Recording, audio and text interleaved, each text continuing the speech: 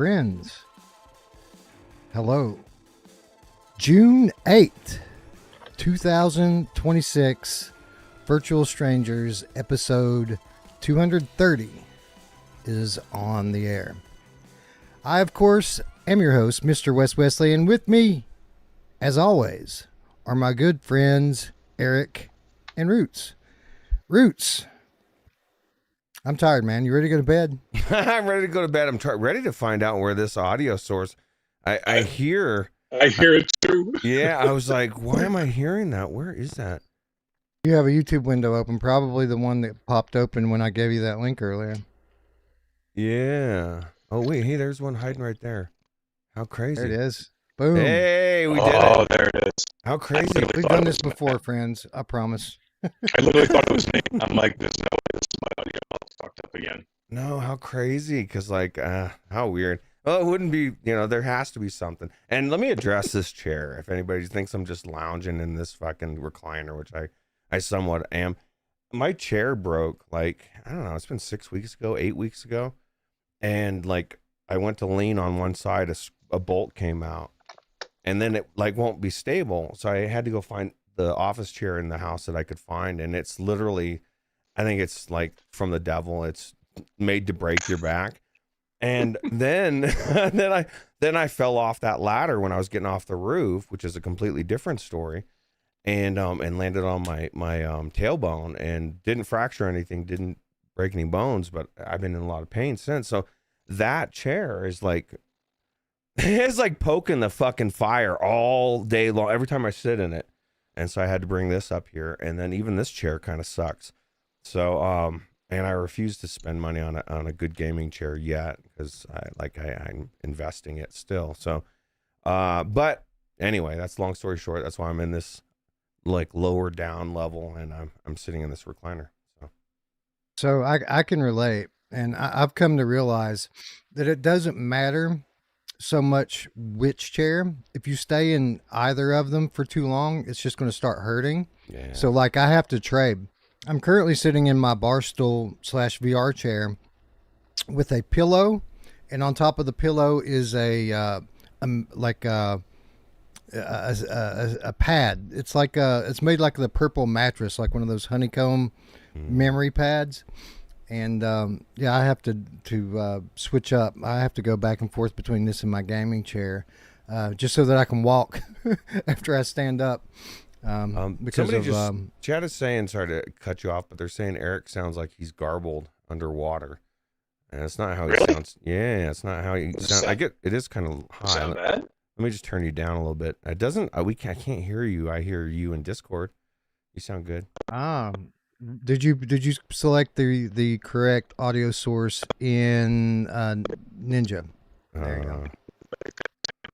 I got this. Relax, guys. It's not always Ruuts. I got this. Relax, guys. Yeah, relax. why is everybody freaking out? Like, chill out. Don't freak out. How's that, guys? Any better? No, I don't have the chat. Should be good. So, Eric, Ruuts is crippled, and I'm crippled. How's things been going for you? Can you walk? I can walk, which is good. I can talk, which is good. But I'm not garbled. But I'm not sure what time zone I'm in, to be honest. So yeah, you're home, right? For the first time in what, a month? Yeah, it's been a long time. Like, God, I was away just like recently for like 3.5 weeks. I basically circumnavigated the globe. I went from Tampa, Florida to the UK, where I spent some time with Miles Dyer and some of our UK-based team, which is awesome. We have a lot of amazing team members over in the UK for FlatOut Studios and Impact Reality.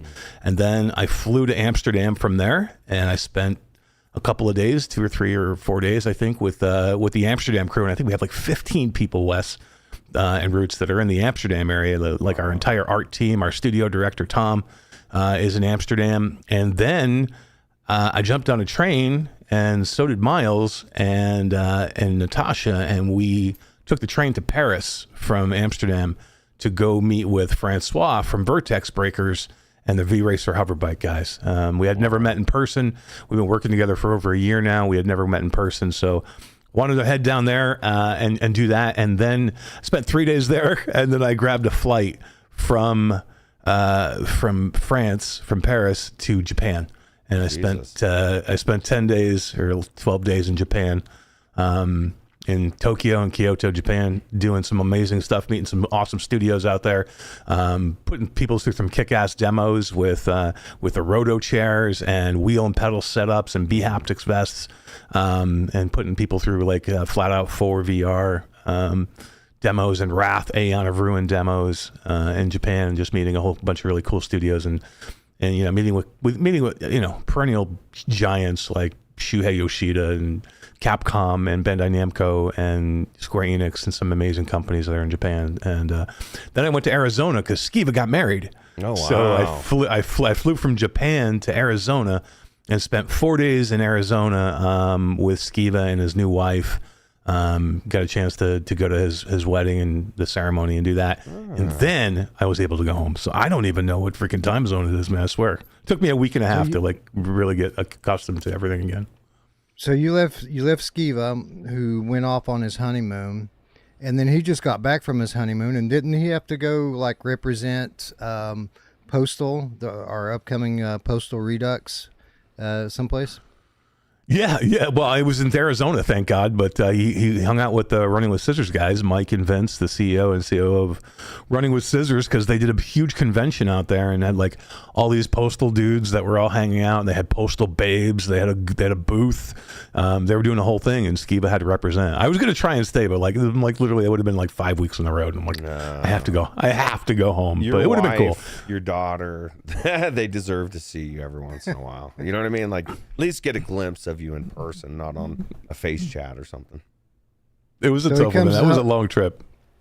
He comes home for 2 days, Ruuts, and then we make him do an episode, huh? Well, I bet he was itching to do one, but I'll tell you what, his wife was probably like, "Are you fucking kidding me?" No, we're not doing this. I did something cool too. I took a trip to Fort Collins. That's only like a 2-hour drive, and I drove a car back.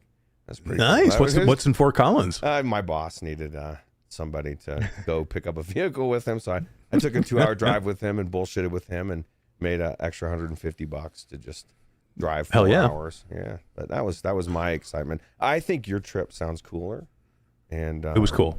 Yeah, that's awesome.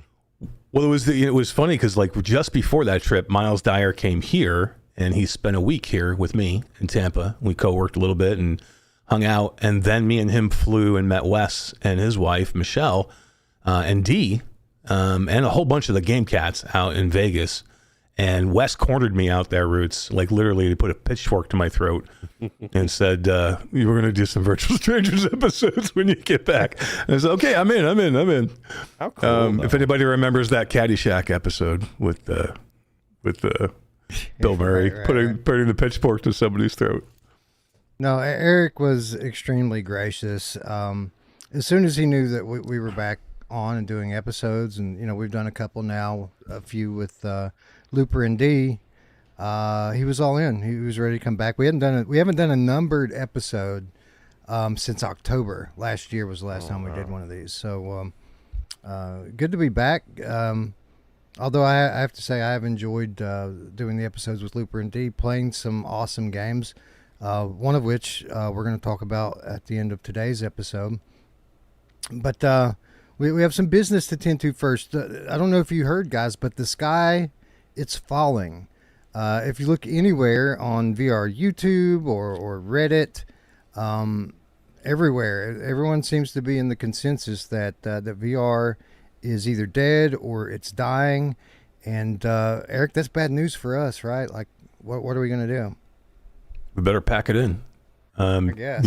Are you any good with like lawn services or anything like that? Like landscaping? No, dude. What you want to do is like plumbing and electricians, they say, with all the data centers and stuff. You got a job for decades before the AI takes completely over.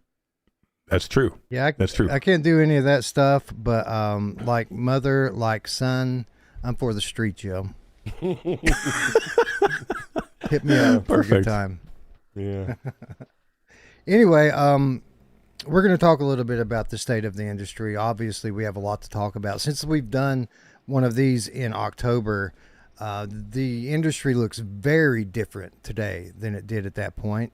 And we're going to talk about all that. But we're going to try not to be here all night. We're also going to talk about a game. We're going to give away some keys, not only for FlatOut 4 Total Insanity VR. We've got a few of those we're going to give away. But we have to draw winners from like 2 or 3 weeks ago.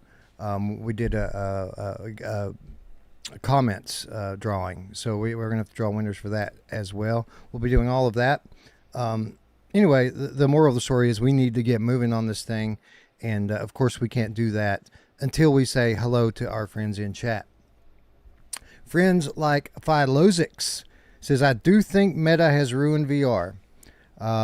In some ways it has. In other ways it hasn't. We're going to get to that. Tatum is in chat. John Tatum says VR is dead every 6 months, and yet 10 years later. Yeah, that is the truth. Grandpa Barbecuer, the Game Cat, with the $5 Australian tip. Thank you, Grandpa. Says Xbox to lean more into VR next gen. In Sony's next major VR push should be with smaller glasses types headsets and first party mandated to include VR. That's all some pretty good wishful thinking. Ruuts, how many years did we sit here speculating about when Xbox and Microsoft are finally going to get in the game?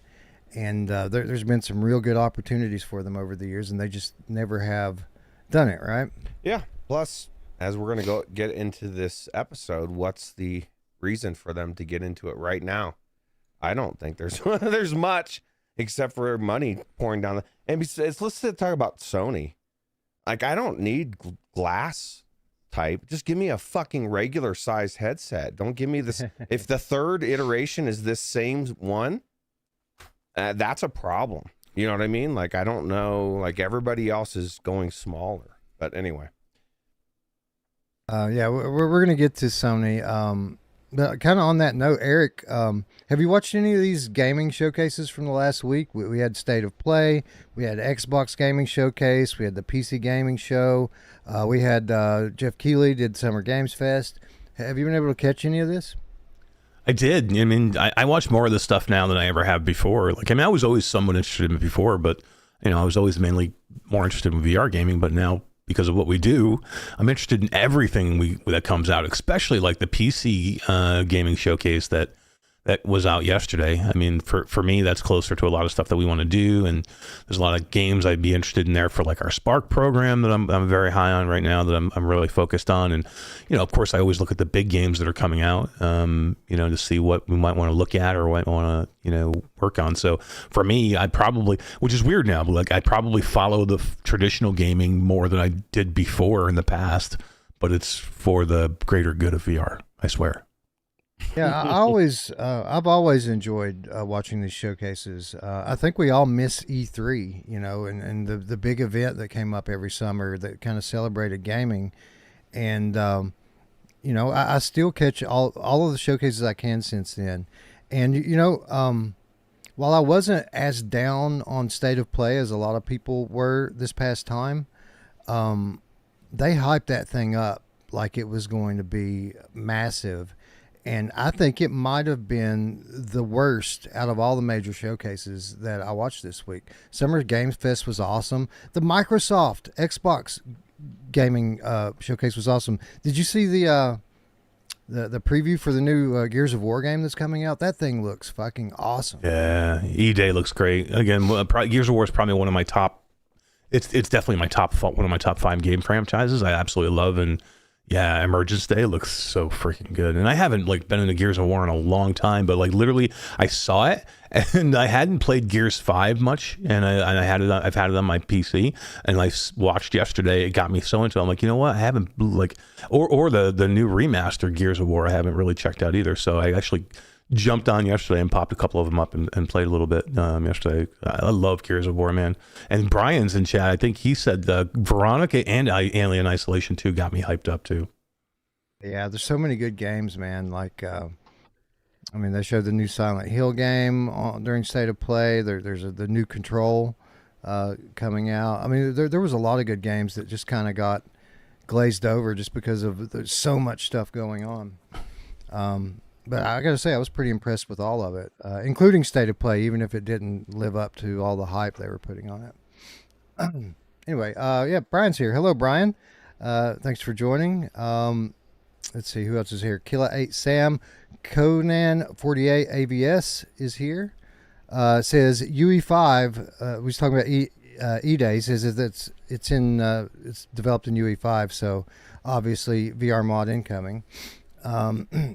Chinatown D makes a great point. Nintendo Direct's tomorrow, so we'll be checking that out for sure. They better have a new Mario or some actually a real fucking first party game, because Nintendo, I was just telling D this, they keep coming out with like Yoshi's this and all these like offshoots, and then it's all rehashes, right? Like, and then they're wondering why nobody's buying their consoles anymore after they raised the price. I think they dropped 200,000 in sales in a week in Japan, so it's crazy. They got to do something. Yeah, they got that new Switch 2 out, and the only thing they've supported it with so far, I think, is like a Donkey Kong game. Right. And that's not what people want. People want a Mario game. People want a Zelda game, Metroid Prime. Any one of those shows tomorrow, and there'll be headlines everywhere, and people will be, taking their $500 to Best Buy immediately to be picking one of those things up. You know what I did like though, Wes? Did you guys see the Xbox one? I thought the Xbox, I thought it was great. Like for me, they kind of came out swinging. I literally thought Microsoft was dead here. Like I thought they were dead in the water. And for me, it's not about their console anymore. It's about their games. Their platform for me is a dead platform. It's more about their games now for me. It's almost like Sega years ago, right? Like Sega just is like, look, we're out of the console business. We're just going to make freaking great games, and that's what they concentrate on. That's how they stayed alive. It's almost where Microsoft's going to be now. But they blew me out of the water with some of the games they had. Their new CEO, she literally went back to basics, man. Like, like they're turning everything around. All the bad decisions in the last several years, and I'm kind of hoping Sony does the same thing, because I was telling D this with Nintendo and Sony. Like, you asked me 5 years ago, they were like very reputable. Like, it just they're both companies have just changed in the last 5 or 6 years. They've been working together instead of competing, and we had these talks all the time when we started up this podcast about why exclusives are good, about how competition and exclusives create the best games. And then Sony took their shit to PC, Microsoft took their stuff to PlayStation, and to be honest, we've had a pretty lackluster generation this time around. Now, obviously, there's a lot of reasons for that globally with the pandemic and just like tons of stuff. But Sony just recently said that they're going to stop, bringing their stuff to PC, and while selfishly that kind of bothers me because I won't be able to mod those games into VR. I'm kind of glad for it. Xbox has said this past week that some of their games will not come to PlayStation. Again, I love it. You wouldn't think that in terms of hardware that Xbox would ever be able to compete with Sony again. But I think they were the winners this week, and in terms of what kind of hype they were able to build. And I love it only because I think Sony needs some competition. They need to lose for a little while like they did in the PS3 generation, so that we can have another awesome generation like we did in PS4 generation. So, yeah. Anyways, who is here? Corey, 2016 Game Cats in the house. Left Control Gaming is here. What up? Kill Artist is in the house. What is up? Daniel Kaz is here. I think we already said hello. D, what's up? Chrome Colossus is in the chat. Good to see you, friend. Thanks for stopping by. Tom, the 12-toed Game Cat, says, I'm here, but I'm in Teenage Mutant Ninja Turtles with this as an audio backer. Well, that's an awesome game, especially with friends. So thanks for stopping by, Tom. Kill a few dudes for us. Grandpa Barbecue or Game Cat, thanks again for the donation and the awesome comment. Killa 8 Sam, Who else in the chat today? Techno Glitch. What's up, Tech? Thanks for stopping by. Evan Yabu is here. Hello, friends. Ace Gamercat is here as well. What's up, Ace? Fade Out 815 says, agree. I don't know what he was referring to, but I do too. I agree with us almost every time. Philozix is here. What's up, Philo? Thanks for stopping by. Who else? Bambino Ramos says, hey, hope everyone is having a great night. We're better now, man, that we've got all this shit, all of our ducks in a row, and we're able to go live. Things are looking up. Cop Dog is in the chat as well. What's up, Cop Dog? Alihimbe, the 2-year Underground Stranger Game Cat. What up? Brondo is here, I think. I'm not sure, but Brondo's in the chat. While other studios can't hang, Flat to VR is going gangbusters. I love it. And of course, we'll talk about that some too over the course. We do have a bit of a different model. And I think that it's important for people to develop new processes and new ways to adapt to the challenges of today's climate and market. Tatum says, congrats to Skiva. Absolutely. Robbie Y is here. What's up? He says, is this the OG crew? For the most part, yeah. Not the OG crew. We actually had Two other a people. crew of 4 for a couple of months. But yeah, this is the long-running crew, the longest running lineup of hosts that we've had on this channel. So yeah, the Virtual Strangers rides again, literally. Yeah. You guys, I don't know if I've talked about that much here, but Alex, one of the original founders of the Virtual Strangers channel, he works at Flat to VR Studios. We talk to him fairly frequently. He works as a QA playtester for us. So That's awesome. Yeah. And he does a great job for us. He's an asset for sure. Yeah. Well, he was the one that when there wasn't UEVR that was behind the scenes helping create it, right? So, It's very much what is also in. Sorry. Oh, Cyril's here? I was just reading about Cyril. Somebody had referenced him in one of the articles that I read. Yeah. Shit, I don't remember what it was, but thanks for stopping by, Cyril. It's good to see him. Yeah. From Garage Collective. Yeah, he's in here. Thanks for stopping by, friend. Friends of the show, stopping by on our first time back in almost a year, 3/4 of a year. Who else is in the chat? Mischievous Marcio is in the chat. JLW1999, what's up? Mepper in the chat. What's up, Mark? Thanks for stopping by. Who else is here? Colin Loves says, put it in the fire. No, dude, that would burn it. It would hurt. What else? Who else? Scrolling up now. Smash Fuller is in the house. What's up? Daniel Kaz, I might have already said hi to Daniel Kaz, but hello again. Gabriel 004 is in the house. What's up, Gabriel? Thanks for being here. Here. World of Long Plays is in the chat. Well, getting too late here. Maybe some other time later. So he stopped by for a while, but he's overseas, so it got pretty late for him.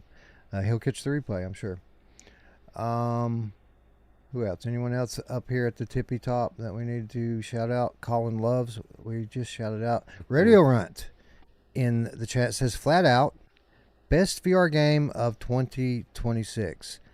Big words from our friend Radio Runt. We appreciate that. I certainly believe that we can make a case for that, and we're going to. I think at the end of today's episode. Bad Robo was in the chat. What's up, Robo? Good to see you. And Scorpion 2 in the chat. Anyone else? Going up. Tatum had a $10 donation that completely got by me. Welcome back, Masher, Ruuts, and the old weasel himself. Let's talk some VR. It ain't dead yet. Dude, haven't you caught any of the VR YouTube this week? It's clearly dead. All the VR YouTubers we should are saying it. All the big ones. We should all put our headsets on. Yeah, yeah. It isn't that they totally get more clicks for being controversial. Well, did even Linus on say either it this time, though? On either end of the spectrum. If you're super positive, you get more clicks. If you're super negative, you get clicks. So it helps to kind of bounce back and forth between that instead of staying in the middle where people should probably be right now, and just kind of reporting things as it is. People like to get that headline out there, right? That clickbait. But yeah, I agree with you. VR ain't dead yet. It is changing to something different than what we've had before. But we're still here and we're still fighting. That dank cheese is in the chat, as is Ryan Brandon VR. What up? What up? Thanks for stopping by. Who else? That's as far north as I can scroll. Hopefully I didn't miss any more donations. Let's see if anybody slipped in. We had any slippies at the bottom other than our friend Cyril. Shades of Gray Matter slipped in. Jay, the foveated rendered game cat, slipping in. Anyone else? I am Ruuts, whoever the fuck that is. Yeah, I don't know where that guy's going. His back hurts. I'll tell you what. Let me tell you what. Just from what Wes was saying about the moving around, if you see my camera disappear for a minute, one, I'm probably standing up to stretch and I'm doing a summit stretch at the same time. If people watch Summit 1G, they know what that means. But anyway, that's what it'll mean. So you'll get to see the and then falling off, because here's the thing. I was on a ladder, on a roof, and I was getting ready to get off of the roof and get on the ladder. I had a really bad feeling, and I actually prayed and asked God for protection. Said, I don't feel good about this ladder. No sooner did I put my weight on it, it malfunctioned. It literally bent and twisted, and I fell the full height of the roof, landed right on my butt, and bruised my tailbone. Right, here's where Jesus is good. No fractures, no broken bones. I'm 51, man. From that height, I didn't catch my foot in the thing and fall back and break my neck. I walked away. Now my back, I'm getting chiropractic and miracle physical therapy. It's a miracle. I always watch these movies like Christmas Vacation and all these other ones where people get up on the roof and they fall off and they fall in the bushes and they're fine. Elderly people. And I always say bullshit. That's not happens. When people do that in real life, they break their arm, they break their leg, they break their neck, But Ruuts, banged up a bit, but bent but not broken, we'll say. And here's the funny thing, okay?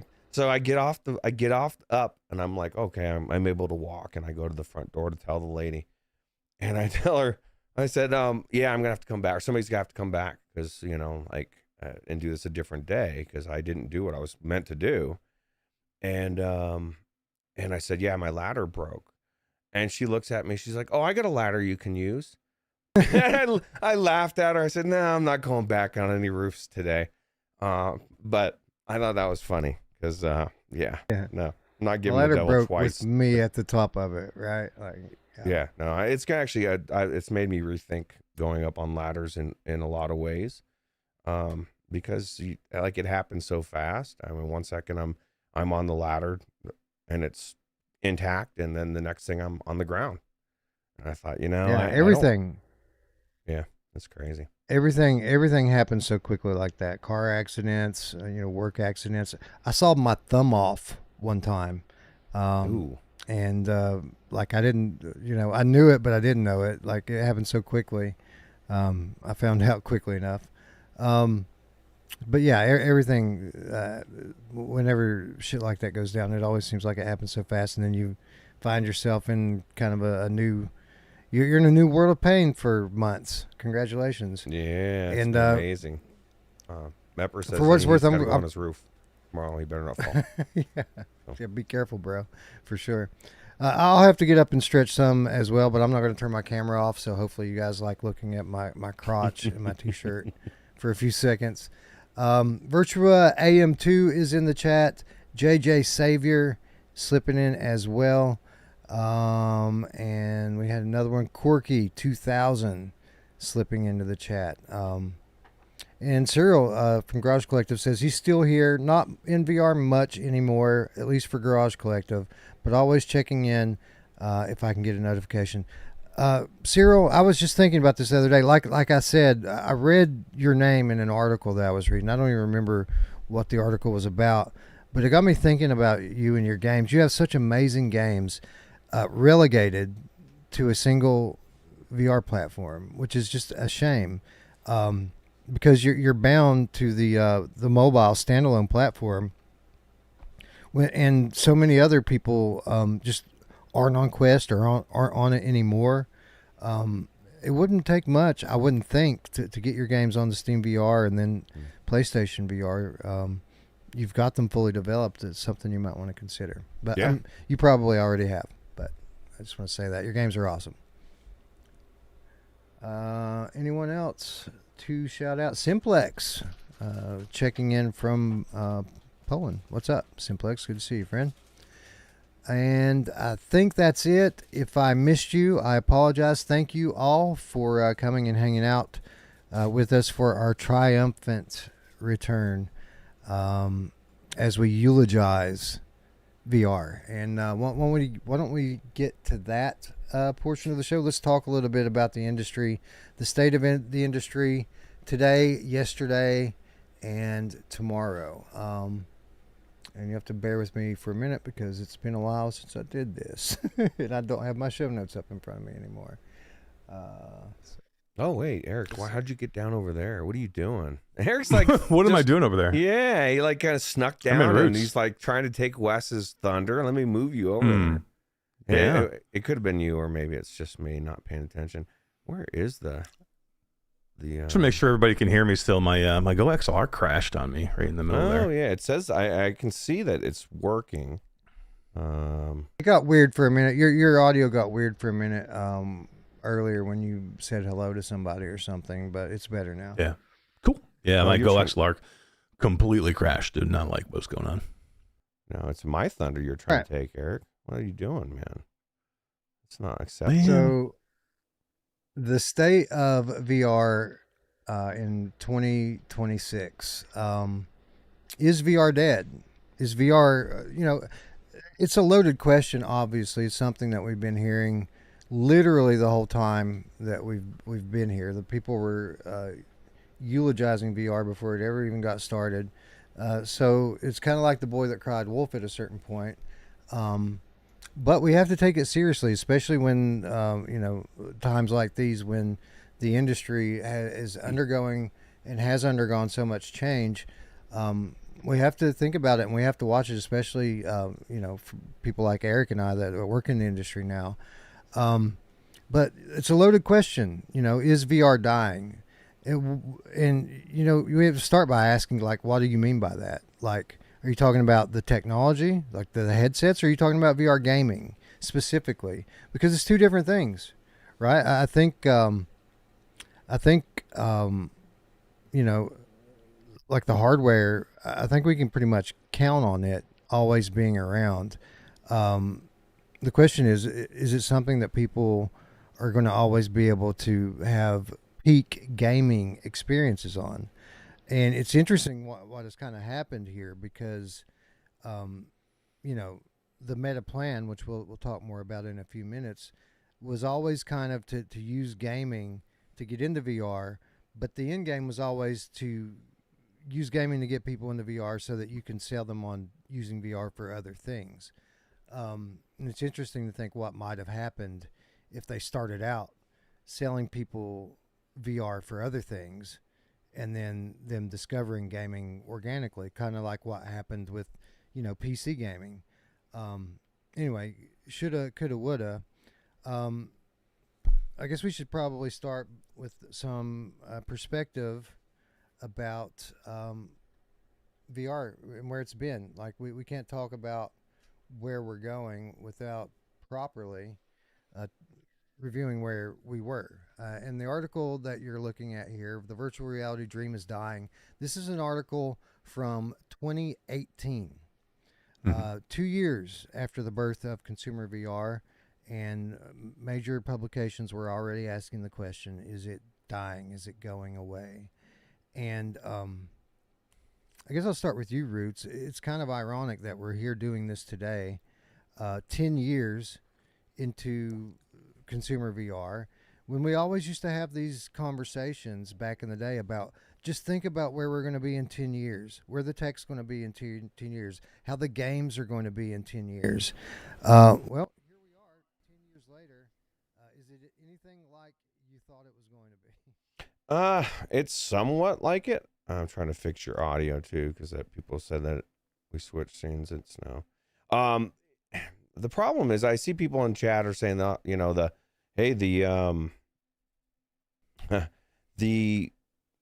sorry, I'm distracted. Hold on one second. Let me Go ahead and get that. Eric, yeah, go to Eric. Let me 10 fix years this. later. Yep. This was always supposed to be the promised land, right? We get 10 years into it and everything's going to be peaches and cream. We're still working on it. We're still very much, in some ways, it feels like the infancy of what we're going to eventually become. Why do you think it's taken so long? It hasn't really. Like, the problem is everybody wants everything to move at 1,000 miles a minute. Like, if you really sit back and you look at like the overall time that we have gone from this, it's still super young. Like, the problem is it started really early on. A whole bunch of companies. It wasn't just Meta either. It was a whole bunch of companies pumped millions and millions of dollars into it. It started to move way faster than we thought it would, and then it took a pause and step back. But if you look at the overall time period of what we're talking about here, it's not that far. Like, it's still in an infancy stage when you compare it to the overall length of gaming. Like, we're still only like just at the precipice of what this is. The problem is everybody wants to move it forward so fast, and then you had companies like Meta trying to inflate it at one time. So Yeah. literally, this is where I expected it to be, maybe even a little bit less than it is right now. Good or bad, it moved forward way faster than it should have. But again, if you think about it in the proper way, we're still young. Like, literally, we're still on the ground floor of a lot of this stuff. But Wes, the technology is moving faster than even the developers can move right now. Yeah. Yeah, and I think that's something that we're going to get into here momentarily. But with regards to the headlines, Ruuts, click on the 2019 the headline, the next scene. So in a year's span, from virtual reality's dying 2 years in, we went to Half-Life Alyx, VR back from the dead. And it's just been this recurring cycle of headlines. VR back from the dead, then it died again. Then MetaQuest came along, and it was saved, and just back and forth until we get to today, where 2026, VR gaming now dead in the water, and for reasons we'll get into in a moment, this seems to finally be sticking with a lot of the even the most faithful. Because of a lot of the news and the headlines. Even Meta seems to like, well, I don't want to say that. It's an interesting situation. And I guess we should probably just go ahead and rip the Band-Aid off it and talk about the history. So the way that I see this, we could really break down the history of consumer VR gaming. And by the way, that's what we're going to primarily focus on here. We're not going to focus so much on the hardware and the tech side of it. I think most of us here are interested in, is VR gaming dying? Is it going away? In 3 years, are there going to be any games left to play? And that's what we're going to talk about and examine here today.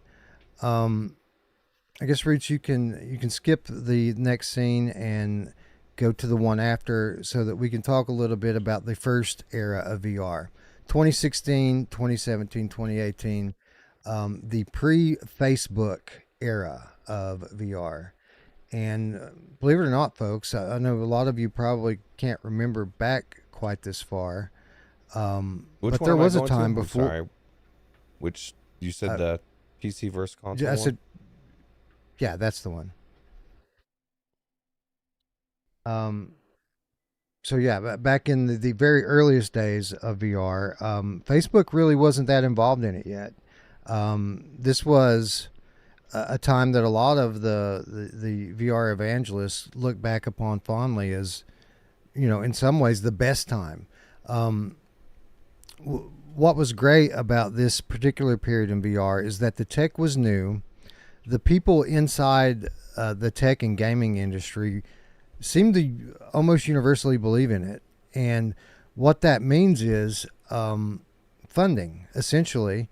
When you're launching a new platform, whether it's a new console or a new like gaming medium, you have to invest in it. The first phase of starting up any new technology or any new platform is the investment phase. And during this phase, the platform holders will completely fund AAA games, knowing that they're not going to get their money back, but it's going to draw people into the platform. It's going to make people buy hardware.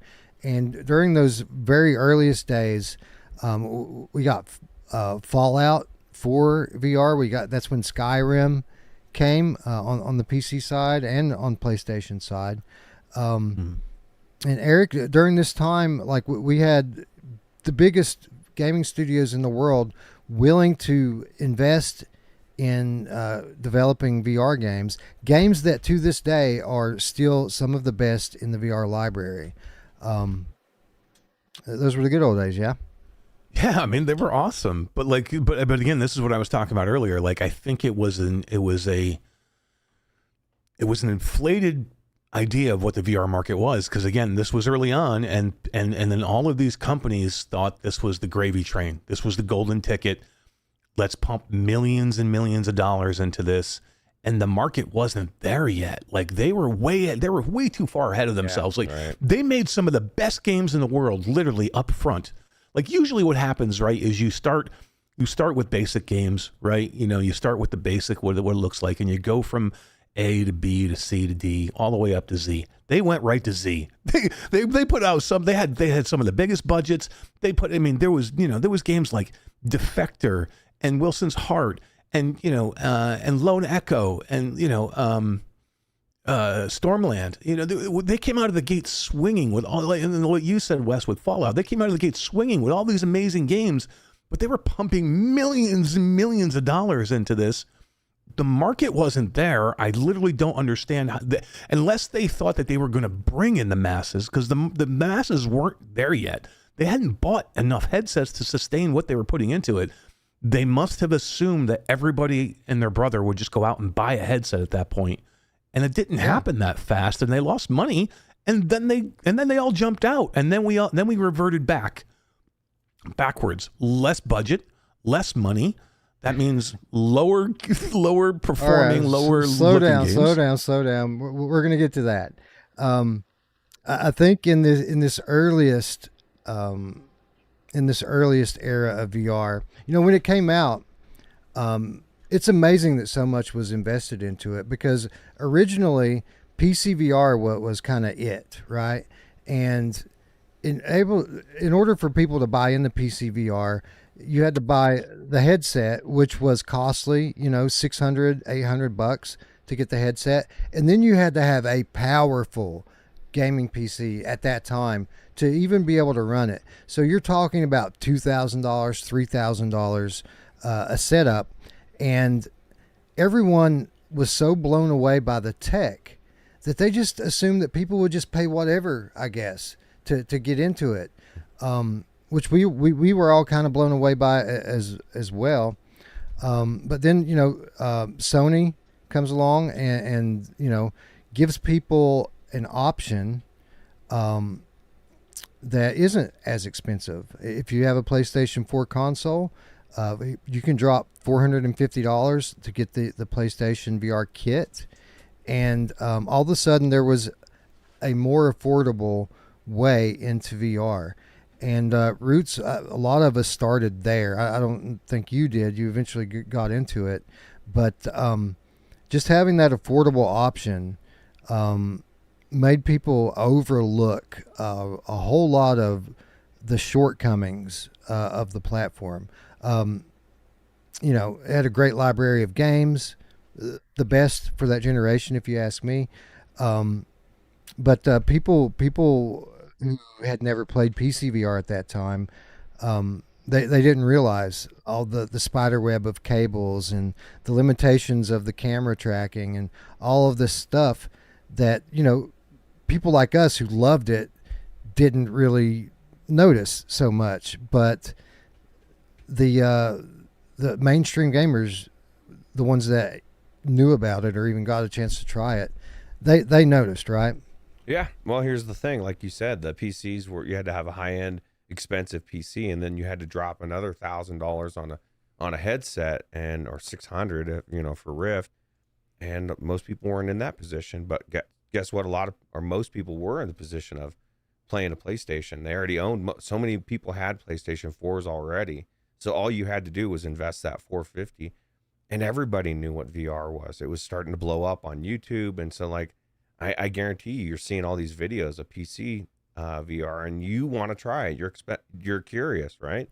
You don't have the means to. So I think this was the first example of kind of what Meta did, right? Going for the cheaper version, although Sony provided the goods, right? They came with legit games, some of the best games in VR. So. Well, they repurposed hardware from the PS3 era with the Move controllers. Yeah, just to be able to manufacture this thing and sell it at an affordable price. And, you know, despite all of its shortcomings, again, some of the best games, VR games that we've ever seen. And just that affordability alone was enough to win Sony that generation. They sold something like 5 million headsets during the lifespan of PSVR. And that it was PSVR that got me and so many of us in the industry today into VR in the first place. Like, I knew about Oculus Rift and I wanted it for years. I knew about the development kits, but I knew it was something that I could never afford, or I thought that I could never afford. But when PlayStation VR came out with that price point, you know, I was in at that point. That's why I bought my PlayStation 4 console, was so I could get a VR headset for it. And it was a life-changing experience for me. But Eric, they're here. You know, 5 million headsets was a lot compared to like the PC headsets, to the Rift and to the Vive at that time. But when you're at the top, you're these gaming studios. When you're the platform holders, 5 million units isn't enough. When you want to sell 50 million units, so we need to get VR into more people's hands. So that's when they kind of came up with this idea to take Samsung smartphones and put them inside and let them operate as the screen inside of a VR headset. And a lot of people tried it, but that wasn't such a good thing, was it? It was not good. But this, you know, this was, if you remember though, this was Carmack's baby. Like, Carmack was heavily involved with the Gear VR. Like, it was a way for him to like kind of show off what he was doing, while others were working on some other things in like the Go and the Quest. But like, it was a big thing for a long time, and I think they thought it was going to be better than it was, and they put it into a lot of people's hands. I have one back there. Like, I remember getting it when you used to give it away. If you bought a Samsung phone, they would give it to you and you'd be able to do it. And like, they have a lot of people who had these headsets, but it just wasn't really good VR at that point. Like, I mean, we've had a lot of iterations of stuff that didn't show off VR in the best way. I don't know if it hurt VR at all, but it definitely wasn't the best representation of VR. Well, it didn't kill it, but it did kind of scratch the mainstream, because a lot of people had these phones, and like you said, they were giving the headsets away, and this was the very earliest iterations of what we call today standalone VR, and it wasn't great. There were a few great titles, but it wasn't a great experience. And I think in some ways it helped, but in every way it helped, it hurt just as much, because there for a few years after that, this is what people thought VR was. You know, you try to talk to people about VR, and they're like, "Oh, is that, you mean that thing with the Samsung phones?" Yeah, I tried it. It made me sick. I didn't really care for it. It was blurry, you know, what have you. So while it certainly opened up the mind of some people with regard to 3D immersive content, I think a lot of people were kind of turned off by it and didn't really want to get back into VR for a while. Just based on that they thought it was all like that. And that kind of brings us into the next era of VR, and that is Facebook getting involved and putting standalone VR on the fast track. You know, this is kind of, it's always been Meta, Facebook's vision that, you know, VR is going to be a self-contained unit. It's going to be lightweight, and it's going to lead people into this, you know, digital realm where not only can they play games, but they can literally do everything that you can do in real life, and it's going to erase distance. You guys know the promise of VR. It's the future of VR that we're all working toward. But you know, Meta tried to fast track that. The Oculus Quest 1 came out, and you know, I think they were encouraged by the reviews. I mean, a lot of people said, you know, it's good enough. It's a major step back from what's happening on PlayStation and PC at the time. But again, we're talking with Meta. We're not talking about people that want really to build the next big, great gaming platform. They just want gaming to be good enough to get people in the headset so that they could sell them on other things. And Ruuts, I kind of think that this is where things all started to go wrong here. Was, you know, they had the right idea of what VR would eventually become, and it will. One day we'll have these small, lightweight, standalone headsets that can then play amazing quality games and do all this other stuff. But in like 2018 and 2019, the tech just wasn't ready yet. And Meta, this is where they first kind of started to show that they thought that they had more money than God, and that all they had to do was keep kind of subsidizing everything, and then they could force the market to kind of see the light. But again, it was too soon, right? Yeah, it was absolutely too soon. And the problem is like you said, that they got everybody hooked on the good shit, right? They gave you the good stuff first, the good games, and then they limited what you can do, and knocked everything back with the limitations of the Quest 1. Because we're not even talking about Quest 2. Quest 1 was the first one that came out, and it's like Mash said, the baby steps, right? And it's been in less than, I guess it's been 10 years, right? Since, you know, I guess earlier with the gear stuff, but like, people are expecting things to go too fast, and I am too, because of the way everything got laid out. But I think this was absolutely the beginning of that. And I think that one of the biggest problems, Wes, even though it sounds good to subsidize, like, especially with Quest 2, they were so cheap that every future headset that comes out is fucking dog shit if it's not cheap. Yeah. And then people are expecting it, and now you can't deliver the good hardware in there because you got to make this thing cheap. Like, I don't even know what that 3S bullshit is. Like, why did that thing even get created? How well did it sell? Did it bring more people into VR? Like, I just think that the decisions being made are being made they're not made in fantasy land. Like you said, they thought they had unlimited money, and they don't realize that they have shareholders, and that only goes for so long, right? So it did bring people into VR for a while. As you can see on the headline there, this headline I think is responsible for so many of our problems that we have in the marketplace and in the industry today. Um, Eric, it was kind of a perfect storm at the time for them and what they were trying to do. At this time, they had basically broken off with all of the original Oculus developers, the people that created the Rift, because they were so vehemently opposed to what Meta wanted to do with VR that they left. They just couldn't stomach it. It was a different strategy, a different philosophy. So they left. But what happened at this time, MetaQuest 1 came out to some moderate success. They did realize that it wasn't quite good enough, even for their standards. And 1 year later, Quest 2 comes out. Now, Quest 2 comes out at a time where the pandemic's hitting. People are being told to stay indoors. You can't visit your family, your loved ones, your friends. You just have to stay home. And at this time, the government was afraid that the economy might collapse. And one of the ways that they tried to combat that was just by sending free money to everyone in the country.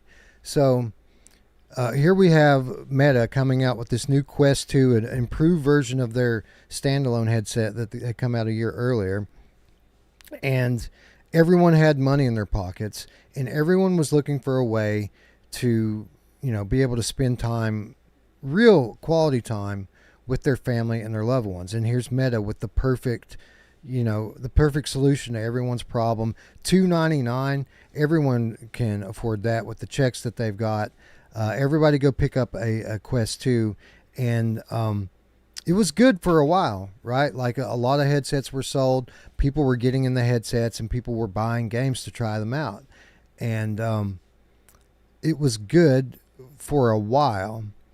And it was this boom, this like 2 to 3 year boom that caused the industry to kind of scale up.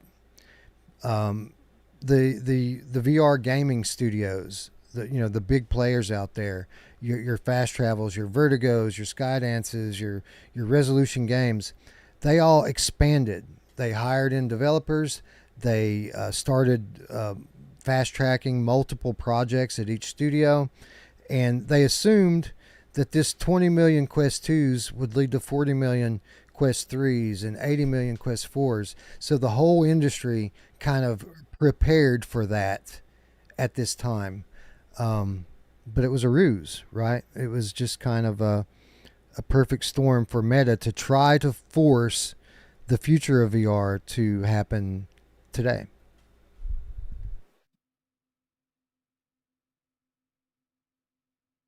Were you talking Did to you Eric hear or it? me? Yeah. I was talking to Eric, and I think he's talking. I just don't hear him. Yeah, I don't see maybe his mic went dead again. Meta's cutting the wire, man. Meta's like, nah, I don't like where you're going with this interview or this conversation. I don't know. I will say this is, while Eric's fixing this, like the retention is exactly what I've been screaming about for so long. You brought 20 million people, or assuming everybody was an individual user, 20 million new users into VR, and you gave them a bunch of dog shit games, and the retention's only, like, I play a lot of flat games, and if a game sucks, I only play it for a little bit and I'll move on to something else that's good. Like, the game has to be good enough to retain people, and VR as a whole at this stage, most of the games weren't. For the average player that's coming into VR, we all have to put ourselves outside of the bubble of people that are enthusiasts. We love VR. I'll fucking play a game where I'm swimming in a pool. I'm not doing shit, but I'm swimming. Look at how amazing the water is, man. Like, gamers want to play a fucking game with a gameplay loop, and there's details that are put into it. And so, like, we're still kind of in that mess where the average person that comes in is like, what is this? And then they go back and then they laugh at VR, but they don't get to play the amazing games. Maybe they never played RoboQuest, or they didn't play, Resident Evil 8, or, you know what I mean? Like, they played fucking hand grenades and horseshoes, and that was the one game they tried, and motherfucker, they're out. You know, like, I'm sorry, like, the games have to be better, and they're getting better, but this is a big problem of why the retention sucked in these headsets. It was good for a while, especially to like these Joe and Sally Walmart types that weren't particularly gamers per se, but you know, again, people were just kind of looking for a way out of the rooms that they were trapped in, and a way to hook up with their friends and family again. So they bought these headsets, and for a while, you know, whenever you're trying VR for the first time, it's an amazing experience. Even if the standalone VR was just giving people these cartoony worlds and these kind of small scale games that were just kind of a shadow of what the larger gaming industry was doing, it amazed people for a while, and it was good enough for a while. And again, those numbers, when the VR studios saw those numbers, people that last gen had made these amazing, you know, these amazing Gen 1 games for PC and console, now not only have they scaled up to kind of meet the demand that they thought would be coming in the years to come, they scaled the games back at the same time in terms of quality and in terms of scale, just so that they would run on the Meta hardware. Are you back with us yet, Eric? I don't want to just keep talking over you. I think so. Can you guys hear me? Yes. Yeah. All Great. right, I'm back. Yeah, I mean, so- what I was trying to say, Wes, earlier was what you said was you had the perfect statement. You said it was the perfect storm, and it was the perfect, most imperfect storm that you could find, because look, it was a combination of a couple of different things. It was COVID, number one, and this wasn't just VR. This is the entire gaming industry still feeling the effects today of COVID, and what that did to the industry, the inflation that we saw in the industry, but especially for the VR market, where it was like twofold, because you had the Quest, you had COVID, you had all of these things blow up at one time. And again, you had that increased, again, like the first time for VR, when companies were pumping millions of dollars into it because they thought it was like the golden ticket. We had that again here with the Quest, and that's why you saw it go so good so fast that it was never going to keep up with itself. So while it was the perfect storm, it was an imperfect storm, because it ended up being one of the worst things that could happen but a good part of the industry. Like, look, we are almost mainstream now because of the Quest, because of that surge that we saw earlier on, but it has been a big part of why we are crippled right now a little bit. Yeah, and we will get back to that a little bit later. This isn't all negative against Meta, because I think a lot of the hope that we have for the next 10 years is because of Meta and because of what they did, the groundwork that they laid with Meta Quest 2 and Meta Quest 3. But at this time, like we already talked about how those amazing games came in the first generation, because the platform holders and the studios were willing to invest in VR. Once Meta starts selling these Quest 2 headsets like hotcakes, not only now are the studios willing to invest, the platform holders ready to invest, but now you've got venture capitalists trying to get in on this rush to VR, and everyone's willing to pay these studios to make games just so that they could get their piece of the pie in the next generation. And everything kind of starts scaling up at light speed in preparation for the big VR boom that would come later. But in the meantime, a lot of people, gaming enthusiasts, VR enthusiasts, were sitting here with our standalone headsets, and we'd already been playing VR for years. And while we could see the appeal and the benefit of these people being in the headsets, like the games for us, they weren't good enough. Like Ruuts said, like we didn't want to take a step back. We went along with it, and we're very complimentary of Meta because we bought into it too. We thought that this was the approach and that Meta was right, and everything would start booming from this. But we were left wanting for better games, and that's when PSVR 2 comes along. And, you know, a lot of people, after the standalone hardware came and the wire went away, a lot of people thought console VR would never come back, that there wouldn't even be a PlayStation VR 2. We heard that for years, that there wouldn't even be one. And when it came out, or when it was finally announced, it was such validation and such hope from all of the gaming enthusiasts. Because at this time, PC VR was dwindling down. Half-Life Alyx had been out for a few years, but we weren't seeing Meta fund any exclusives for PC anymore.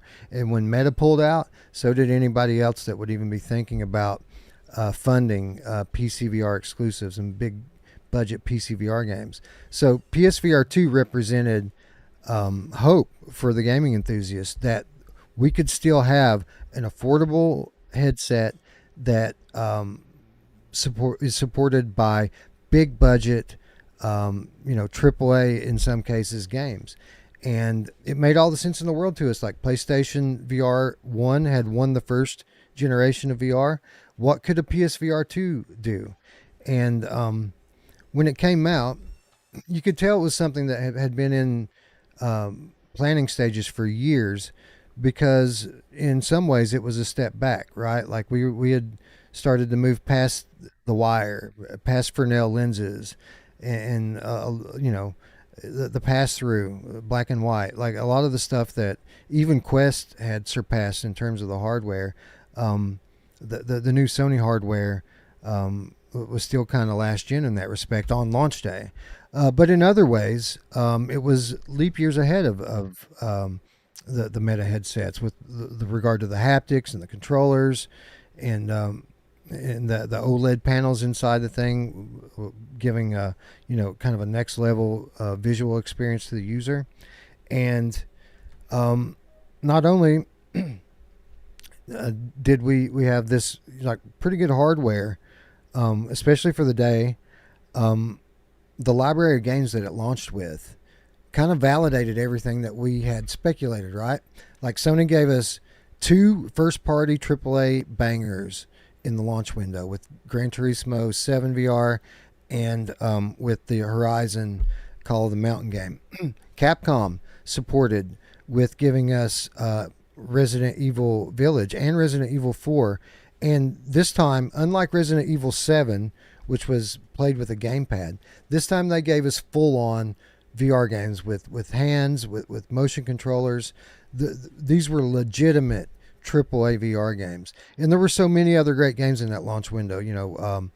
The Dark Pictures, Switchback VR. I mean, there were just tons and tons and tons of great games. And then we had even some of the meta games come over and in better versions than we saw on Meta, with the Star Wars game and Zombieland. There's just countless great games.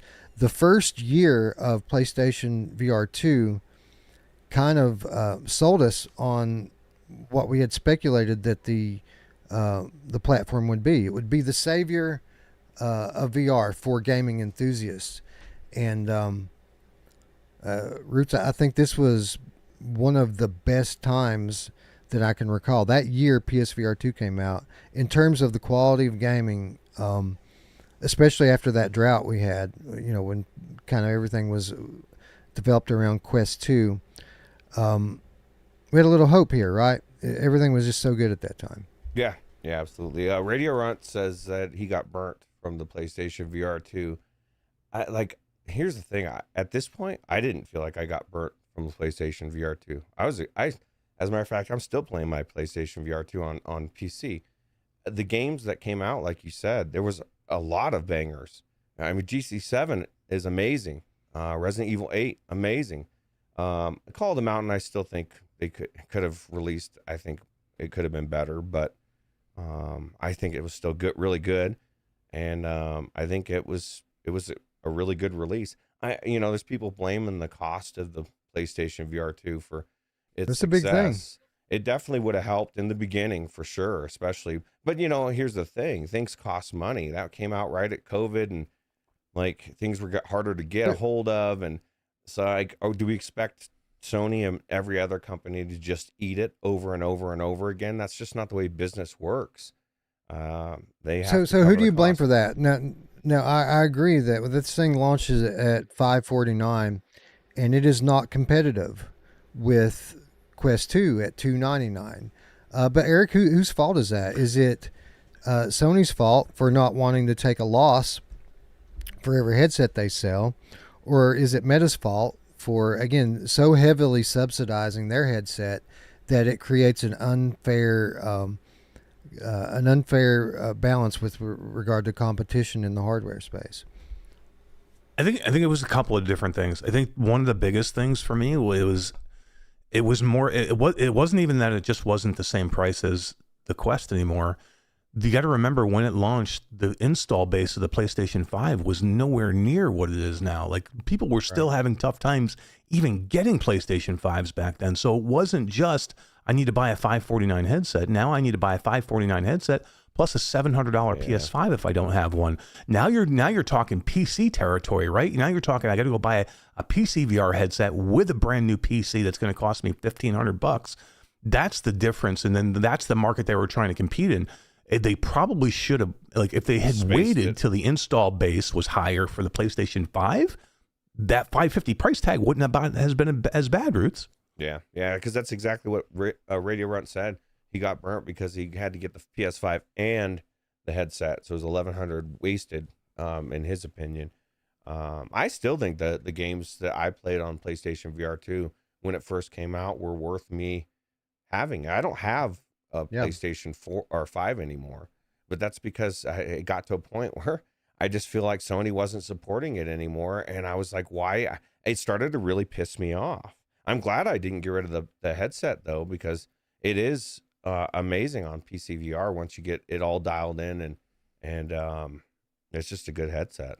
So yeah. So we get past that first year of the honeymoon.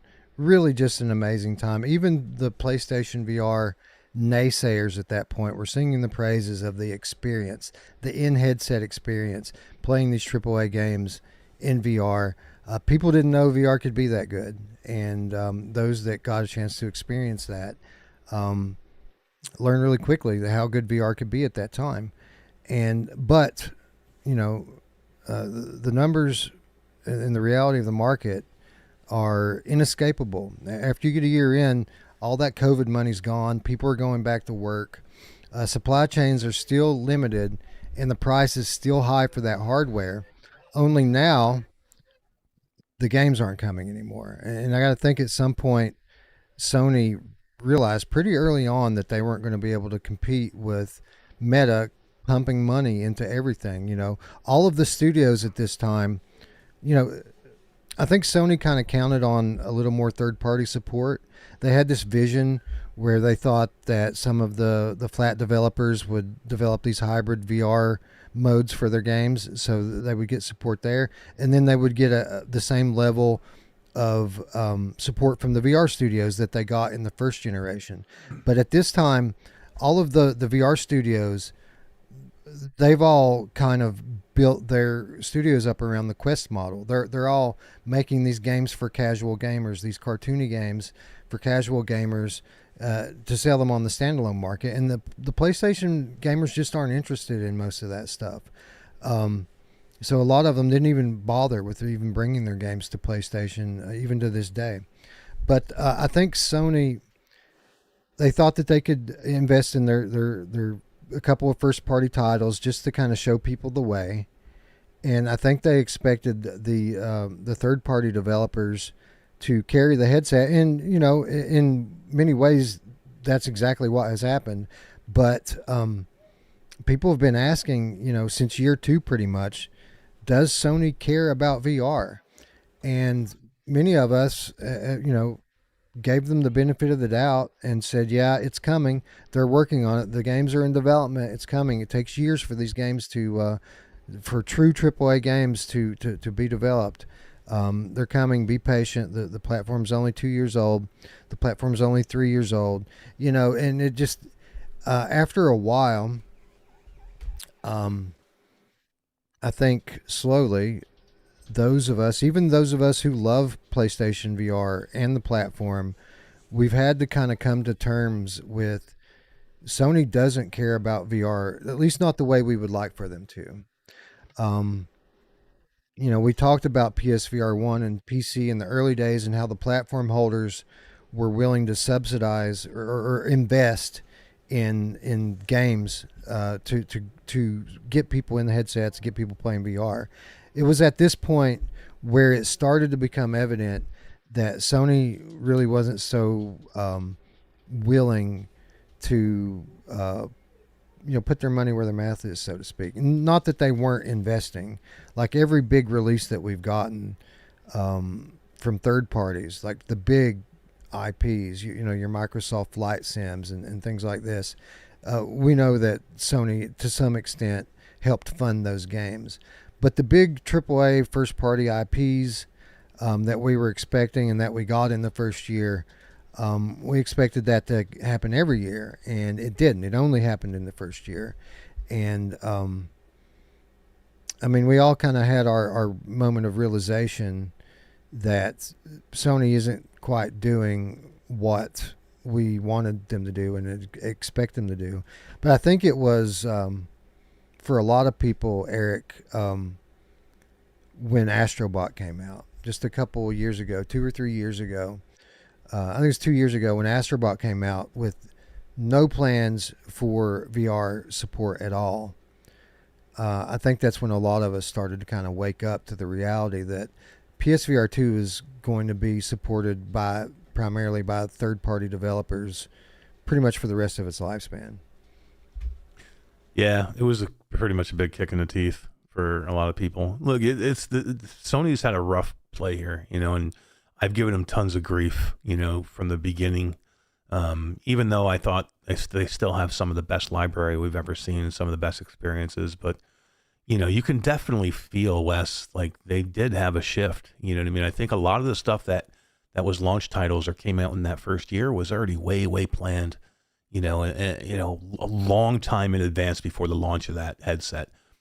Sometime in that production cycle of that headset, they had a shift in their thinking, whether it was management shift or people change.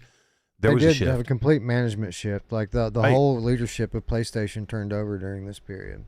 Yeah, and you could tell Jim Ryan was kind of like just the figurehead of this whole thing. I don't think he was ever, a big part of wanting to be in on this. And at this point, they had no choice. They were launching the headset. They already invested billions, so it's not that they're just going to scrap it at that point. But I think everything that came out in that first year to maybe even the first year and a half was completely already set in motion, and they were just going to have to get it out there. But they had already moved on with like how they were going to support it. Then it was for them. It was like, okay, how do we start to support the second and third party developers so we can still have content for the platform? That was their shift, right? They were just like, they knew they weren't going to support it in first party anymore. They knew they weren't going to put a ton of funding and a ton of money behind these games for second party, third party. But then is how do we support it? How do we get content still to the platform? And that was a big shift for them, because think about it. If they didn't get the support that they needed to bring these games over there, this headset could have been dead a long time ago. Like literally, if the third party developers at some point had just said, you know what, it's not worth us bringing it there, and then the community didn't buy the games, literally this thing could have been over a long time ago, and it's still strong right now. A lot of them did. Yeah. But it could have went the wrong way. Yeah, you're right. Like I think a lot of the developers, like I said, they quit supporting console VR, just chasing the meta promise, and I think it's firmly on the backs of the third party developers that stuck with it, doing such a great job. It's one thing to bring your games to PSVR 2, but it's another thing entirely to properly support PSVR 2 and all of the features and special functionality that it has. And I think that the third-party developers that stuck it out did such a great job, most of them, with their support for the headset, that they're completely responsible for it being the platform that it is today. Obviously, we would like for it to be a lot bigger and better than it is, but it's still the place where I play most of my VR at. just because it's such an amazing platform and an amazing device. But Roots, it kind of started with Astrobot for me and a lot of people starting to come to that realization, and that the naysayers, as bad as we hate to admit it, were right. That Sony, and I don't know if it's necessarily that they just don't care about VR, but I think they recognized that the way that Meta was subsidizing at that time, and the way that they were just dumping money into a black pit at that time, that's something that they just weren't willing to compete with. So that they started to pull back. They started to rely more on third-party developers, and more you can see in the community, the PSVR community, people beginning to recognize it. I went back over the last couple of days, and I started watching and reading articles from the entire timeline, but I watched a video from this period right after Astrobot had launched. Some small VR channel I didn't even recognize, just livid that Astrobot wasn't supported. And one of the things that he said during that video that kind of struck me was, he said that there's even rumors now that Resident Evil 9 isn't going to support VR. Mm-hmm. Like after the last 3 games have been supported. Hogwash. Yeah, right. Mm. And of course, we all denied it. I'm still kind of in denial with that. I still am holding out hope that there will be an official VR mode for that game. But it's kind of hard for some of us that love the platform so much to admit that these naysayers were right about something. And it's hard because they were saying that the platform was dead before it even launched. You know what I mean? These naysayers have been fucking hardcore against the platform since before it even came along.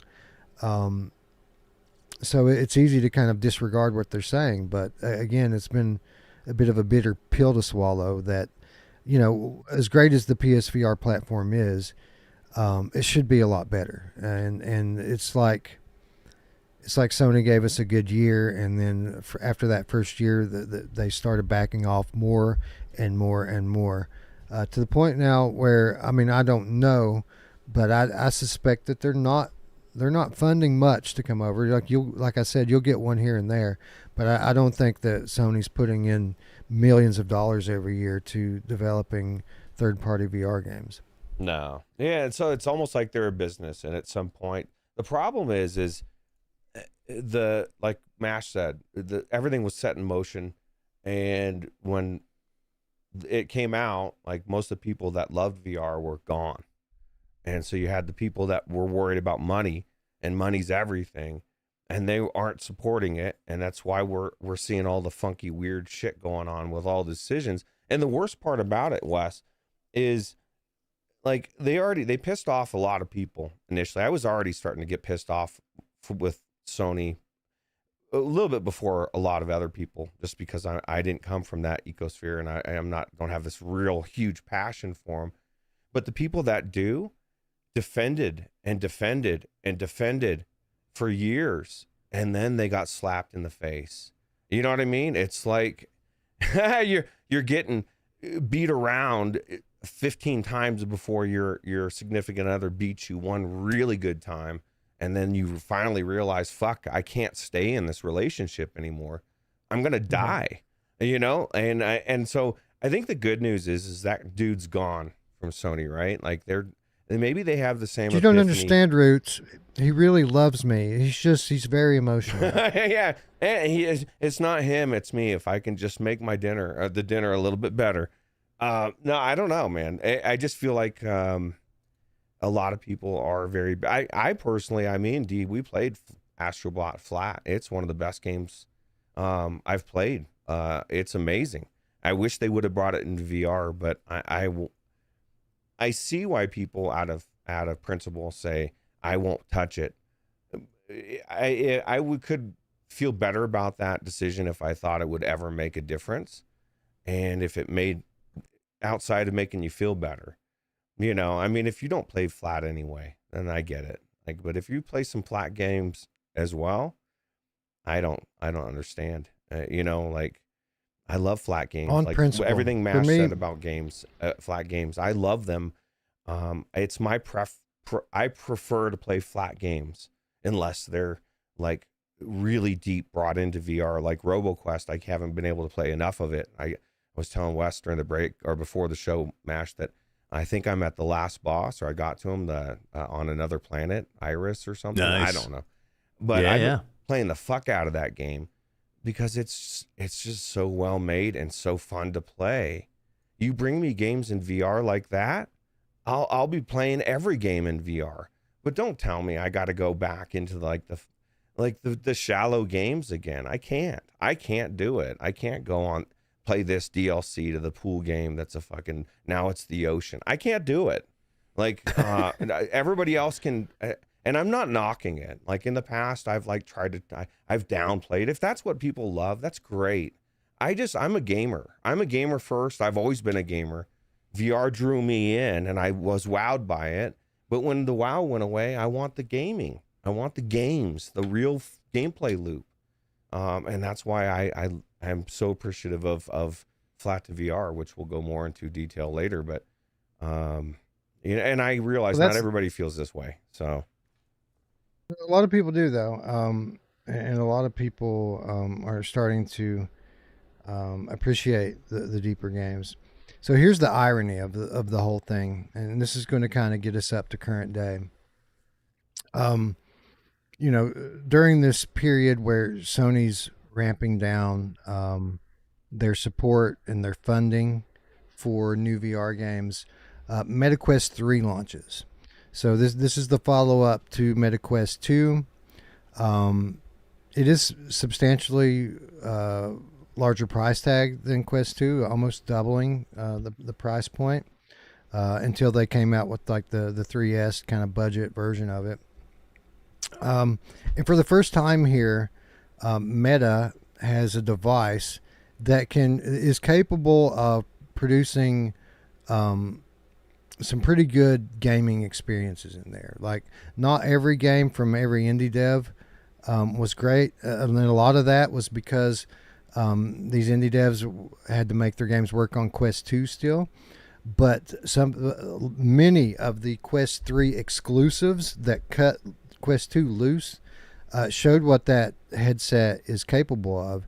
And games like Batman Arkham Shadow and Asgard's Wrath 2 and a handful of others showed that the standalone VR was finally coming along to be something that gaming enthusiasts can enjoy too. But at this time, too little was too late. Those 20 million people that bought Quest 2 and it wasn't good enough for, they didn't pick up the Quest 3. And while it had some spurts and some decent games that came out for it, it just has not lived up to projections and expectations. And for the first time, Eric, how's this for irony? Just a couple of months ago, and we've been seeing it for over a year, probably about 18 months. We've been seeing the ripple effect of the failure of Quest 3 throughout the industry, with different studios laying off people due to low sales. And there were other things involved with it too, like Meta didn't help themselves by the way they changed the storefront and when they got rid of the App Lab and merged everything together. That's all what it is. Pushed Horizon down everyone's throat. Like it's almost like they did everything wrong. Once the hardware was finally good enough, they did everything else wrong. 100%. That's what. I'm sorry. Go ahead. Go ahead. No, go ahead. Go ahead. I just want to hit on what you just said, because it's not. I don't think it's the hardware. Like I don't think the Definitely Quest 3 was the Quest 3 wasn't a failure. The Quest 3 has sold more than any other Quest headset to date. The Quest 3, if you look at the market over the last holiday season, outsold any other console, including Switch 2, PlayStation, and Xbox. The Quest 3 sold more than any one of those. It's not the headset that was a failure. It was Meta's failure to have a proper ecosystem to support the hardware that was the failure. So that was the problem. Everybody was like, oh, the Quest 3 is just a failure of a headset. It's just not. It's a great headset at a really good price that people should buy. And people have. But the problem is nobody's buying games to support the developers who are making games for that headset. That's why the headset's a failure. It was absolutely what you said. It was again another perfect storm of App Lab, being eliminated, and a flood of non-regulated games going into the market. It was Horizon Worlds getting, overshadowing absolutely everything on the store. The entire ecosystem was broken down and went against every third-party developer. There was so many things that were against developers and games at that point that the hardware almost was doomed before it even launched. I mean, on top of all that stuff, even, let's think about what happened to the Quest 2 generation. So essentially, all these people bought Quest 2. The software wasn't good enough to retain them because the hardware wasn't good enough to have good software on it.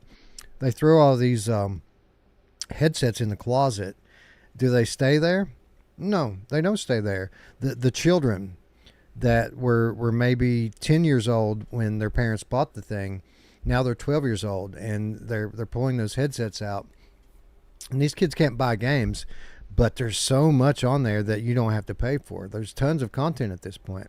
So kind of this new group of standalone VR gamers begins playing, but they don't buy anything, right? So Meta kind of tries to cater to that audience a little bit. And some of these people do buy Quest 3s, but at this point, Meta's trying to cater to that crowd, casuals, free-to-play stuff. They're telling studios to, make their games cost as least as possible if they can't make them free. And, of course, the studios at this point are still trying to follow Meta's example, the established VR studios.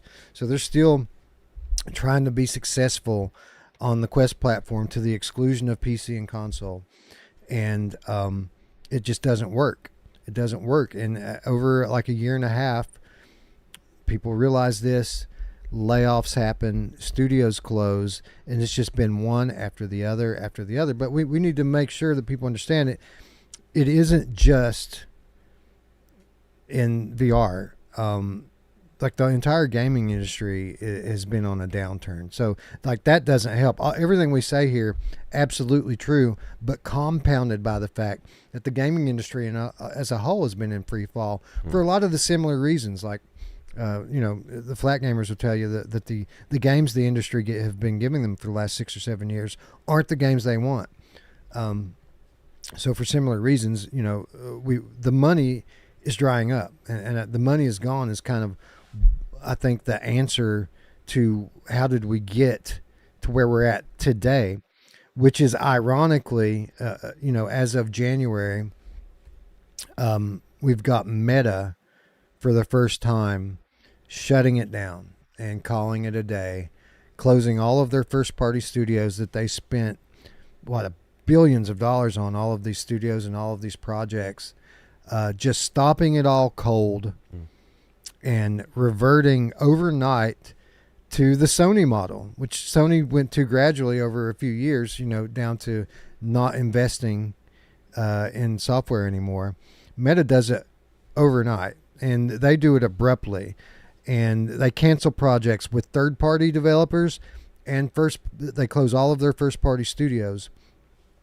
So it gets to the point where it seems like that the sky is falling. All of these studios that we followed for all of these years are closing.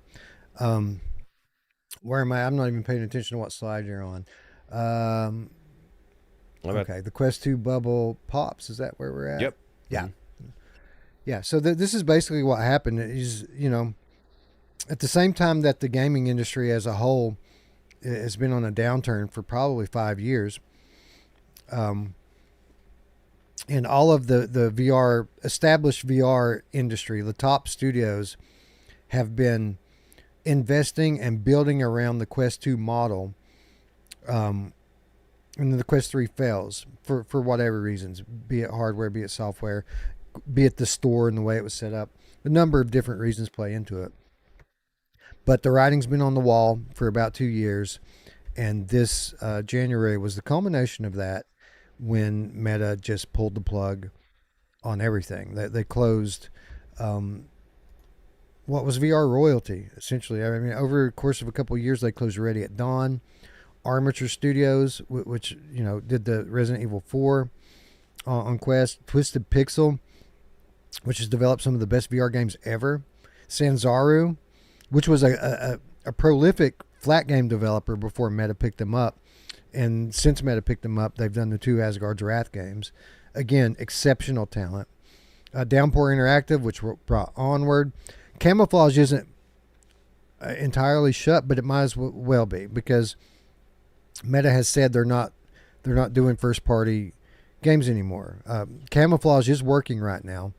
They're working on, well, I'm not going to say it just in case I was like, told this maybe in I'm not confidence. supposed to say. It's not a game. I'll just say that they're working on stuff for Meta, but it's not a game. Cool.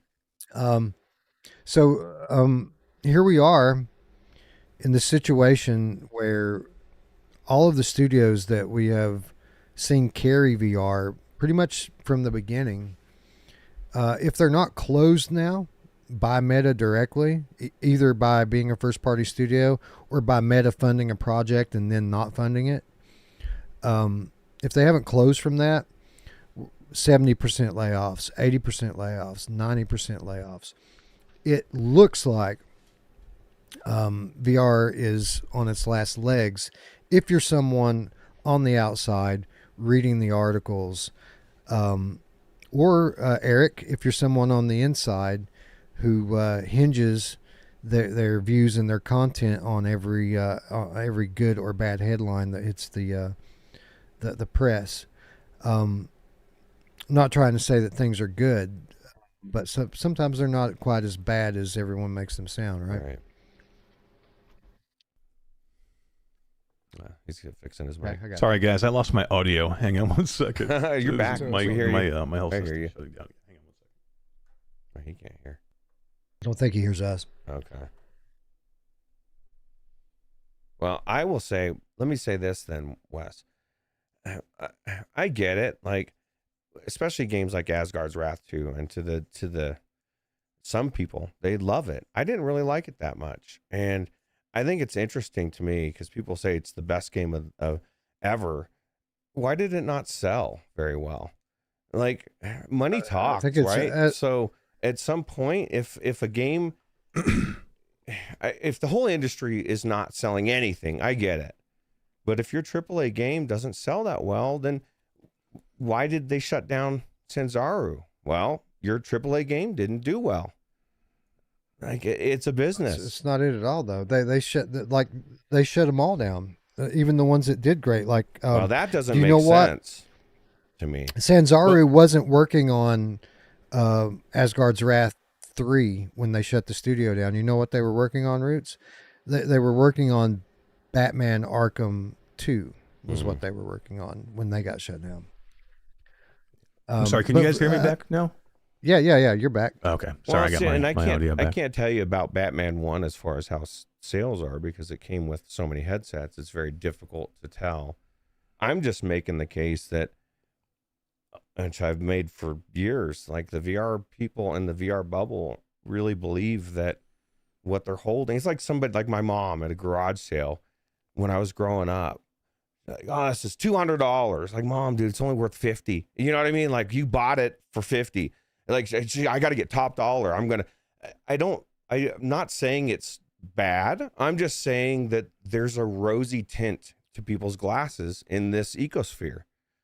And it's one of the reasons that's kind of why I got so vocal a couple of years ago, is because I didn't see anybody saying anything. It was like, this is the bee's knees. This is the best shit in the world. And to me, it tasted like like not the best in the world. Like sometimes, you know what I mean? I just don't think that these games are as good as it's. Now the studios where the games are phenomenal and they sold very well and they're still getting shut down. That doesn't make sense. Maybe that it's enough of the studios collectively did bad enough. They just said, shut it all down. You know what I mean? Like, I don't know. I just think it's very. Well, So- there's a number of things. And we touched on some of them just a moment ago with the way they kind of destroyed their own storefront and made it impossible for anyone to sell games. But there's other stuff at play here as well, and I'm going to let Eric talk for a minute before I get into it. But yeah, Eric, go ahead. Yeah, I mean, we're probably going to say a lot of the same things, Wes, but Yeah. I mean, look, there's a lot of factors that went into this. And I think, going through this entire, what we've talked about here, this entire, timeline of how these things happened, I guarantee you're hearing some people go, wow, they just keep killing Meta and they just keep killing Meta. It's all Meta's fault. And like, look, there's a lot of things that Meta did right here. And, we wouldn't be here today without them doing what they're doing. Doesn't mean that they've done everything right along the way. They have screwed up as much as anybody else along the way, but a lot of what they have done has been really, really good, and we have what we have now because of them. So, that's the one thing I would say first and foremost. I very firmly believe that Meta was a good influence, or Facebook early on was a good influence on the VR economy and the system, but that along the way, they lost their way and they made some bad decisions. Those bad decisions put us in a spot now where we are right now. So when you start shutting down all these studios, absolutely everybody's first inkling or first, impression is, this is dumb. Why would they do that? That doesn't make any sense. Why are they turning their back now? Why are they doing all these things?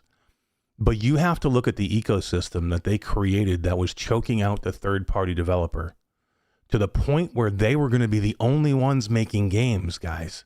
Literally, it was getting so bad that every third-party developer was ready to bail and leave the entire ecosystem because of Meta's first-party games.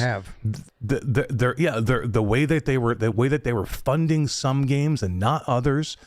Putting multi-millions of dollars into projects that were never going to recoup the money out of them. That is an unhealthy ecosystem. So Meta finally woke up and they said, guys, we cannot continue the way we're continuing. If we continue down this path, we will absolutely decimate the ecosystem. We will lose every developer that we have that is making games besides us and besides the ones we're funding, and there will be nobody left to make games for this ecosystem. That is a dead and dying ecosystem that cannot happen. So what they did is they course corrected. That's what they did. They had to do this. That doesn't mean that they're innocent. They're the ones that put them and us in these spots. They made bad decisions along the way. But continuing to make more bad decisions after you already have made bad decisions doesn't make any sense either. So you have to make some uncomfortable decisions, and that had to do around a lot of layoffs. It had to do around a lot of closing of studios. And look, these are some of my friends. These are people that I've known in the industry for a long time that lost their jobs. Studios that I have loved and enjoyed their games. Was it the right move? Yeah, it needed to happen. Most of the top studios, or what have been the top studios, demolished by putting most of their eggs in the Meta basket. But you're right. Like, it isn't all negative. Like, those kids that are playing Gorilla Tag and playing all the free stuff now, those are going to be the people that are buying Quest 4s and buying games on them.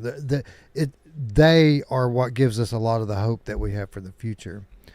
But with regard to Meta's reasoning for just cutting it all cold turkey overnight the way that they did, everything you said is true. But they didn't just have a realization and decide to do the right thing one night. I don't think they did. You got to think about who we're talking about here. We're talking about Meta. And why did Meta get into VR in the first place? It isn't because they wanted to become the biggest gaming company in the world. They wanted to sell people on VR, and they were using gaming to get people in headsets. Why? Because they have had a firm belief since Mark Zuckerberg bought the tech. They've had a firm belief that virtual reality is going to be the next major computing platform, that people were going to naturally evolve from their PCs and their smartphones to wearable tech that people wear over their eyes and puts them physically in a digital world. And to some extent, that's still the goal. and that's still where all of this is going to end up. But something else happened in the meantime, and that something else was artificial intelligence. You know, you can debate whether or not virtual reality is going to be a future computing platform to the scale that Meta believes that it will. I don't think there's any debate that AI is going to be the next majorly disruptive technology to hit the market. And we're not talking about wait till you see what it does in 10 years. We're talking about wait till you see what it does Next in month. 2 years. Yeah.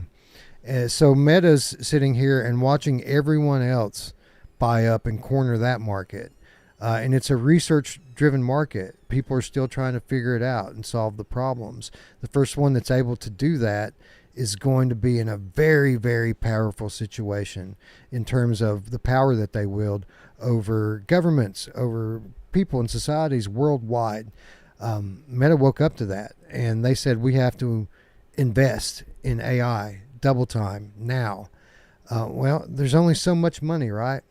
And you can't, subsidize VR for another 10 years if you're planning to catch up with regard to AI, which is what they're trying to do. They're trying to catch up. So I personally believe that was a big kind of final straw for them, and what kind of pushed them over the edge and caused them to pull back on all of the funding that they've been putting into the VR for the last 5, 6, 7 years. But where does that leave us? So go ahead. Well, I was going to say, I think you're right. Like, and I kind of know you're right. Like, it wasn't like they woke up one day and they're like, oh, we knew we were wrong and let's figure it out.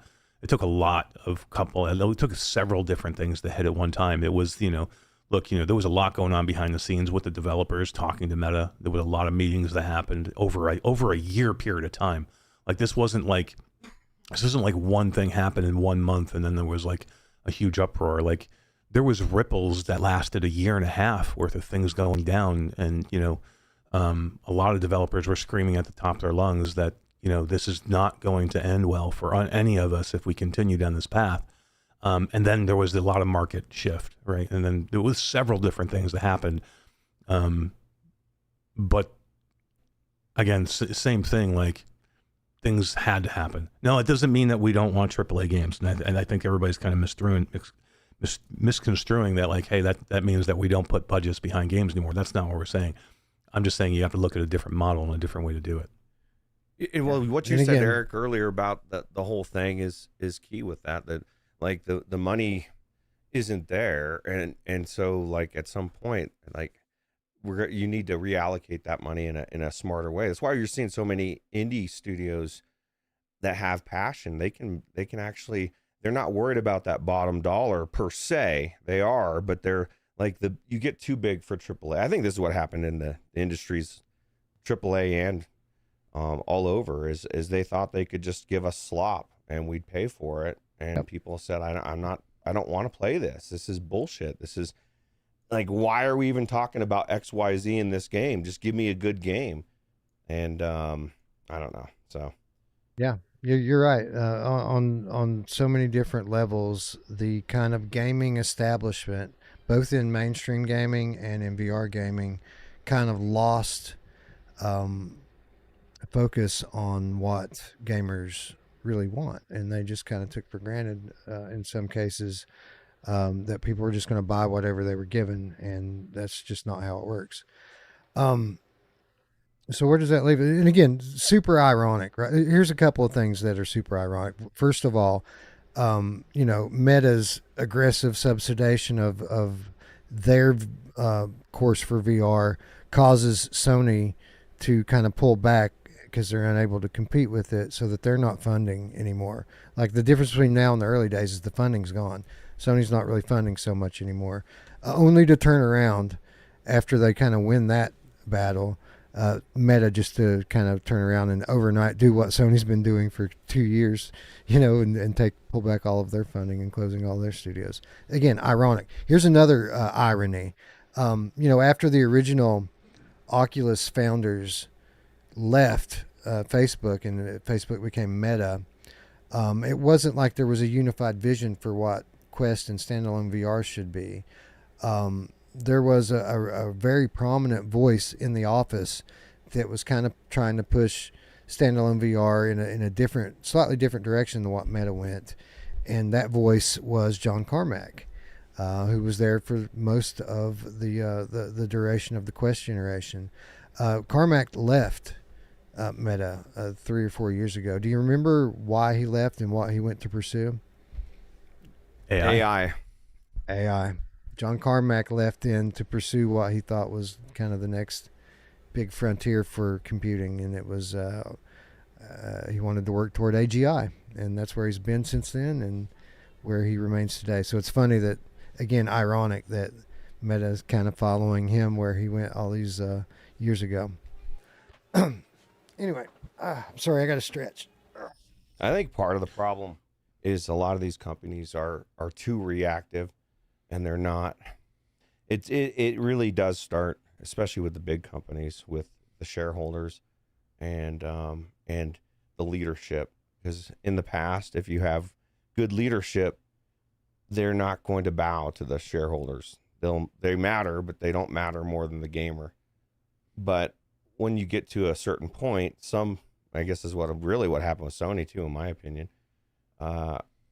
They don't care. They care about the bottom dollar. That's why they threw hundreds of millions away in flat games, in these live service games, that each one of them came out at dog shit, worse than, like, not even, they come out and they're closed down in a month, 6 weeks, you know. It's kind of a joke. $300 million game shuts its doors in a month. How much do they waste on Bungie?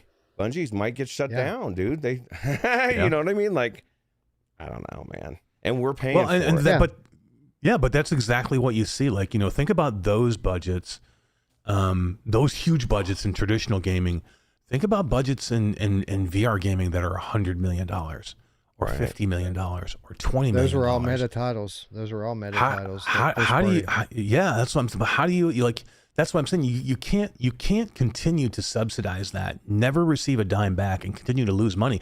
Look, I mean, Sony doesn't want to lose that money. Sony is the biggest gaming company in the world, and they're like, hey, we got to stop the bleeding here of these games that we're just pumping billions of dollars into, and they're not making any money back.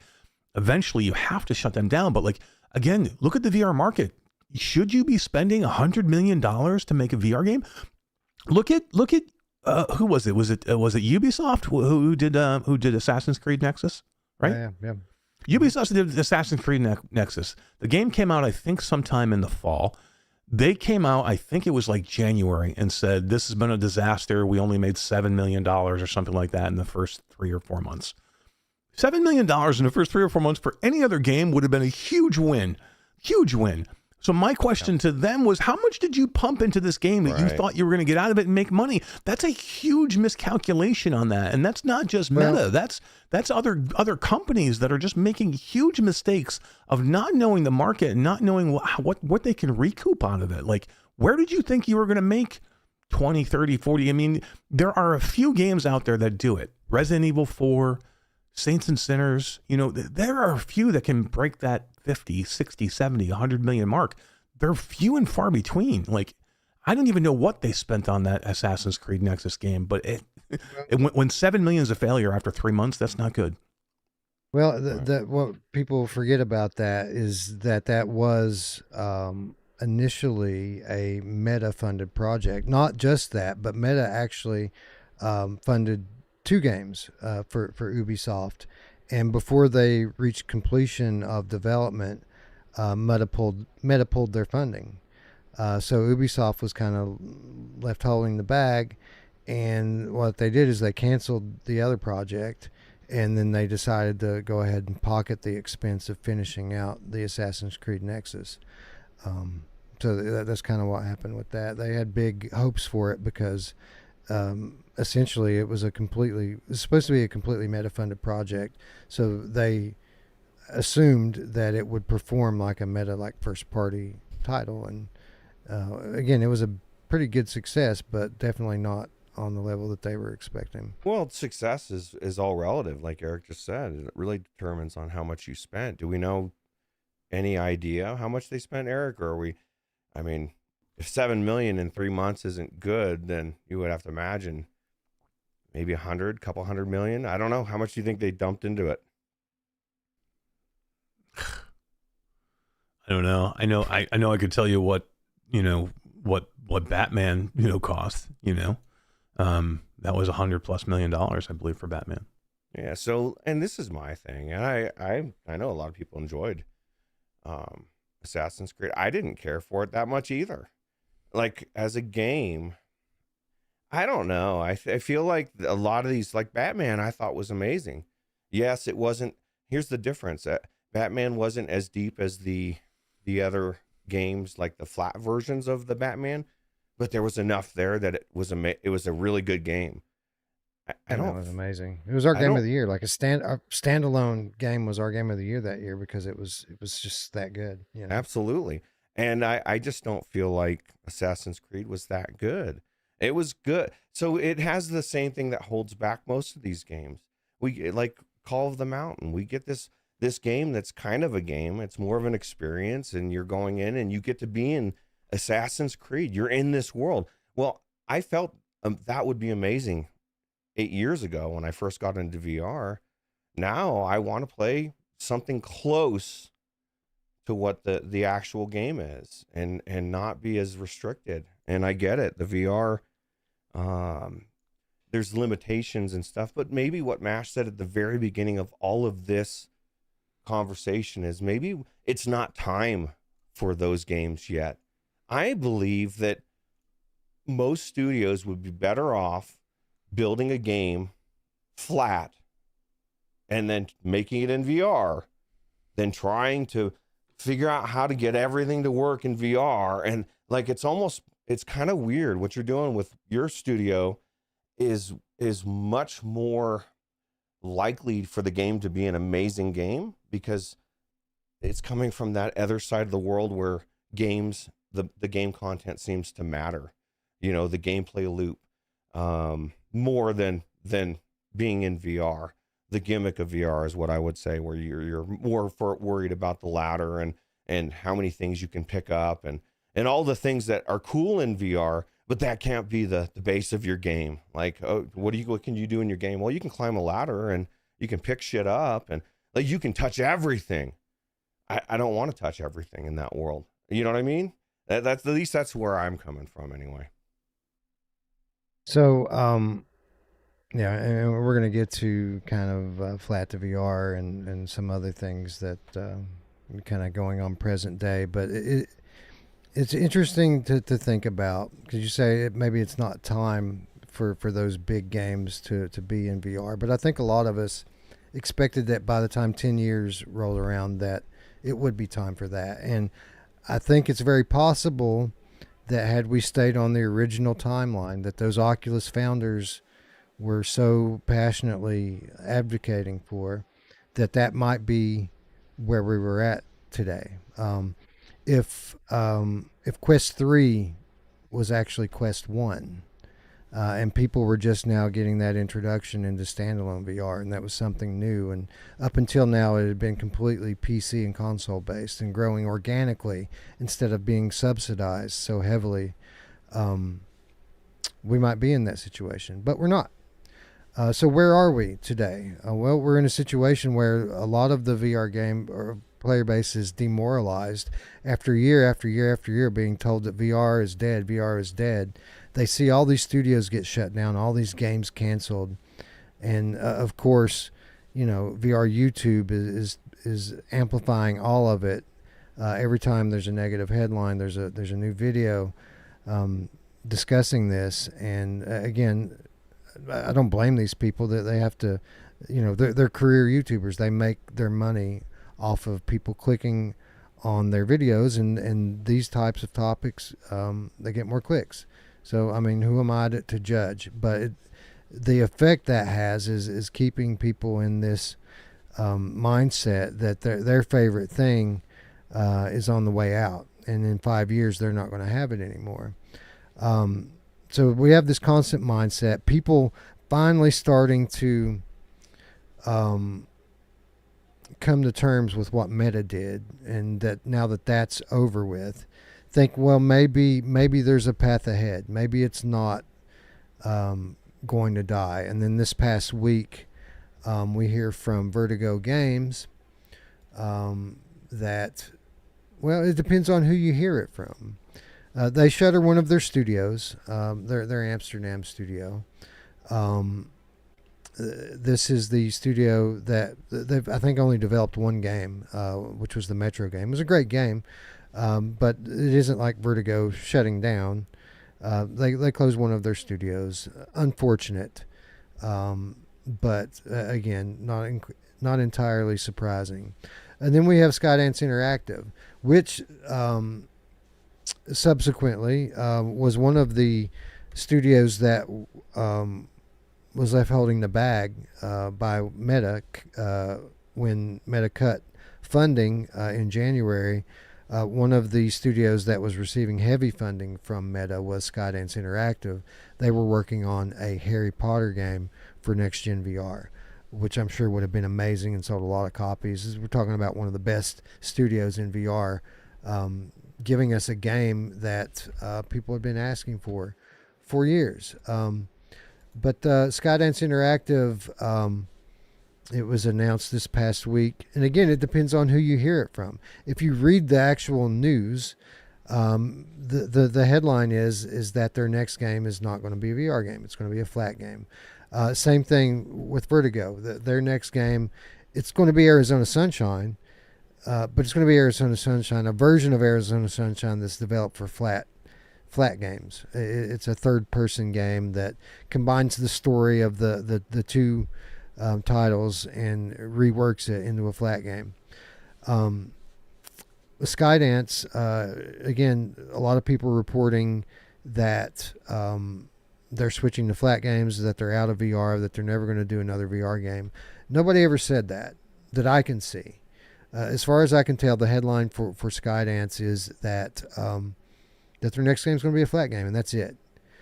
So first of all, I'd like to say that VR studios, especially top studios like these that have done so much for our ecosystem, if they need to make flat versions of their VR games to be profitable, to keep their doors open, they absolutely should. They should do what they have to do for the health of their studio and be able to keep making games and not shut their doors like so many others did. But with regard to these two specifically, and by the way, like again, the sky is falling this week because of these two studios making flat games and everybody crying like they shut down or laid off, and they didn't do either of those. Their next project's going to be flat. That's it. Maybe they'll make VR games in the future. I assure you that when the VR gaming ecosystem takes off, if it ever does, Vertigo Games and Skydance Interactive will be making games for VR once again. But this can't be entirely surprising to anybody that's been paying attention. Vertigo Games, it's not like they own their own company and can do what they want. They were purchased by Embracer Group years ago. And if you look at the story, Embracer to spin off major video game franchises and studios. This is a story from 2 or 3 weeks ago. And it basically lays it out here, how they're reorganizing their entire structure to avoid having to lay off a bunch of people and close a bunch of studios. And part of this is redirecting Plyon Group, and Plyon Group is the group that holds Vertigo Games. So it isn't like they're even choosing to get out of VR. They work for bosses who work for other bosses who say that we need to make money right now, and the way we're going to do that is by taking your franchise. This article, I think, even mentions Arizona Sunshine by name. Taking your franchises and seeing what we can do on the bigger market with them. Same thing with Skydance Interactive. Anybody that's been paying attention knows that Skydance Interactive was just acquired or merged with by Paramount. And Paramount's becoming a bit of a conglomerate now. They just purchased CBS, the network. They just signed a big deal with the UFC for like 10 years, broadcast rights. And they're merging with Skydance Interactive, which, by the way, Skydance is not just a VR game company. That they make movies, they make television shows, and they're a game company which has been making VR games for the last 10 years. Again, their next game is going to be a flat game. Do you think it's because the people that worked at that studio want to do a flat game next, or do you think it's because Paramount wants to make money? Right? They want to turn it over and make some money. So I don't know what the Skydance flat game is going to be, but I hope it's The Walking Dead Saints and Sinners for flat. That'd be cool. Yeah, honestly. There's nothing wrong with a company switching it up during different times and then coming back to VR in a couple of years when it's when there's more of a user base, which kind of sucks because Skydance is amazing. But it's kind of cool for flat gamers.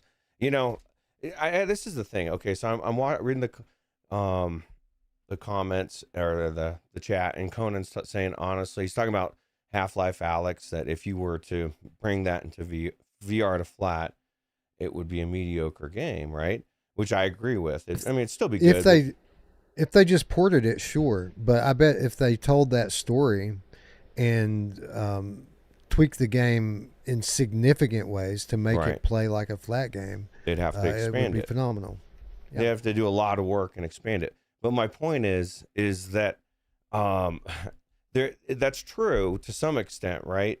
That it would be I forgot what I was going to say now. Damn it. Let me see where we're at. But anyway, I feel like Half-Life Alex is a good example of a game that wouldn't be very good as good, but that's what I was going to say. It's a kind of a problem. What he said is a problem, not with what he said. I agree with it to some extent, but a game shouldn't be more reliant on VR to make it amazing. And I'll go back to RoboQuest or a lot of other games. I played RoboQuest flat MASH just to see what was different. You know what's different? You're in VR. Everything's the same, fucking the same. It's amazing to play flat. I was playing it flat, and I was having so much fun that I had to go back and play it VR because it's a better version. But the flat version is amazing as well. So any game that's in VR, and this is why devs should be thinking about, like, if we were to bring it to VR, would it be good? Right? Is it leaning on all the I'm in this world, I'm grabbing stuff, I'm climbing stuff, I'm swinging my sword? Is it relying on that a little too much than the gameplay? Because I thought Half-Life Alex was amazing, but I also said that I think Half-Life 2 is 100 times the game, and I much would have rather seen that level of game be brought into VR. But you have to be realistic at the stage that we're at and where they were at when it came out, right? So I don't know. That's just my thought on it. Yeah, no, some good points, and definitely some ideas that we're going to come back to in just a moment, because you're absolutely right there. Anyway, my point in bringing up the thing with Vertigo and Skydance is it's just the story of the week. It was entirely predictable in Vertigo Games' case for years. I'm surprised, honestly, that we got that Metro game from them. I thought that they would have gone the flat route a year or two ago. But again, a lot of people in the space have been playing on people's emotions for headlines and clicks. And people seem to be this week especially down about the prospect of VR. So that brings us literally to today. And the question of the episode is VR dying? Is it dead? No, we're still here. Games are still coming out. Good games are still coming out week after week, month after month.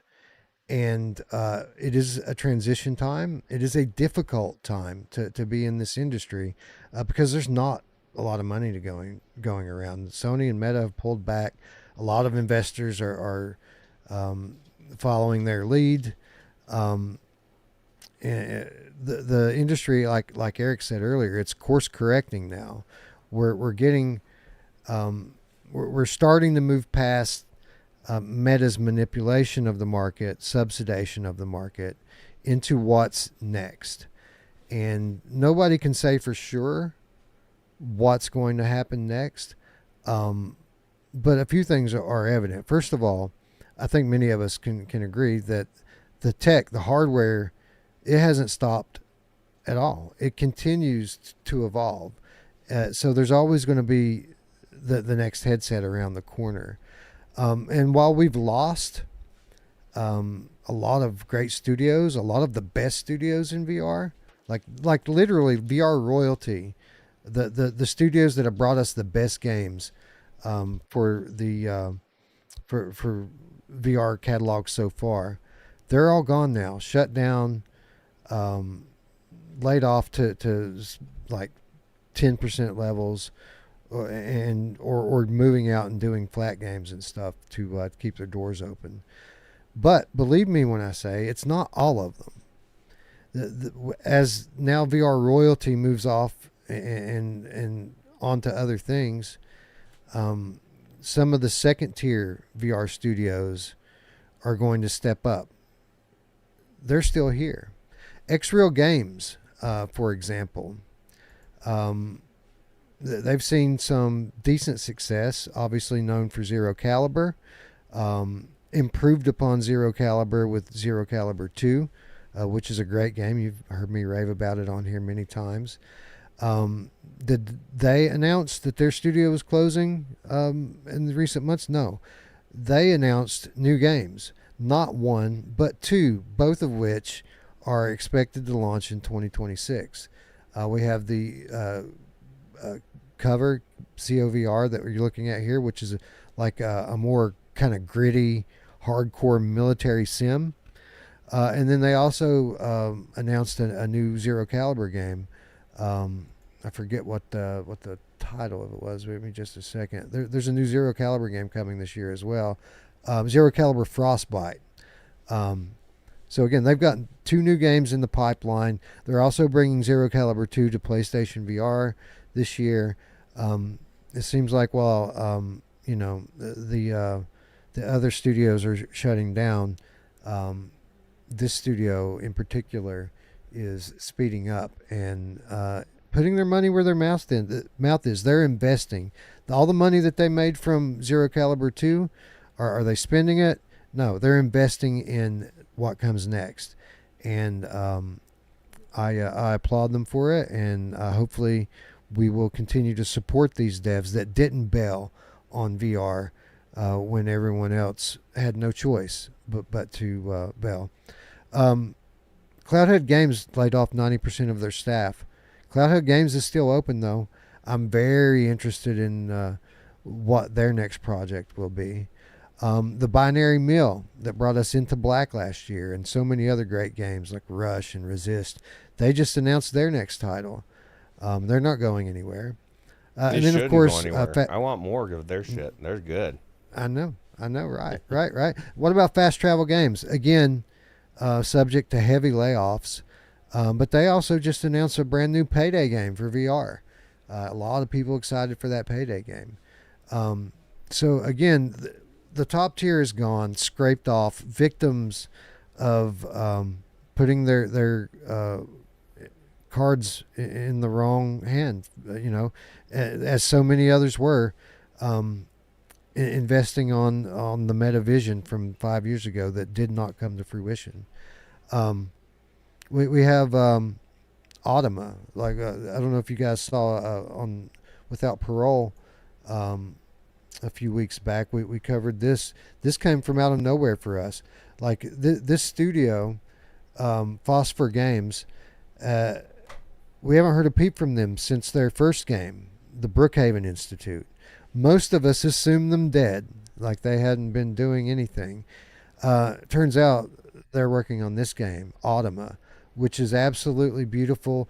The footage that you're looking at here, I'm fairly certain, is standalone Quest footage. The version of this demo that I played was on standalone Quest 3, and you wouldn't know it by the quality of the thing. It looks like console VR or even PC VR. It's quite amazing. This game's coming this year as well. EXD we covered a few weeks back on Strangers in the Night. EXD was a complete unknown. It's coming from a brand new studio that no one had any clue about. 6 months ago, I couldn't have told you anything about this game or this studio. And it just all of a sudden it pops on everybody's radar. And we have seasoned VR reviewers calling this the best game that they've played in years. Again, completely out of nowhere. Now, this isn't going to run on Quest hardware. This is PCs and consoles only. Sorry about your luck, Quest gamers. But again, the old guard is gone. All that means is that new studios, new champions will arise, and VR is going to just continue to do what it always has done. And as the hardware gets better, the games are going to get better. Well, that's the reality of business, right? Is like if you don't put out a good enough product long enough, then you're going to go out of business, and somebody else is going to rise to take your place. And it's not a knock at. I mean, I could never make a game, so like I respect everybody's talent. I'm just thinking that like just because a lot of people think that they want to make a game doesn't mean it's going to be successful or it's going to be good. And that goes with any type of art, right? Like, cause gaming, these games, it's an art. And to me anyway, like everything about it, even the gameplay and the way it all plays together is an art. And, so. Absolutely agree. Eric, Alchemy Labs is still open. In Dreams, even though they've shut down 2 of their 3 studios, they're still here. And just a reminder that when In Dreams put themselves on the map, they didn't have 3 studios. They had 1. Mm-hmm. They're back to 1.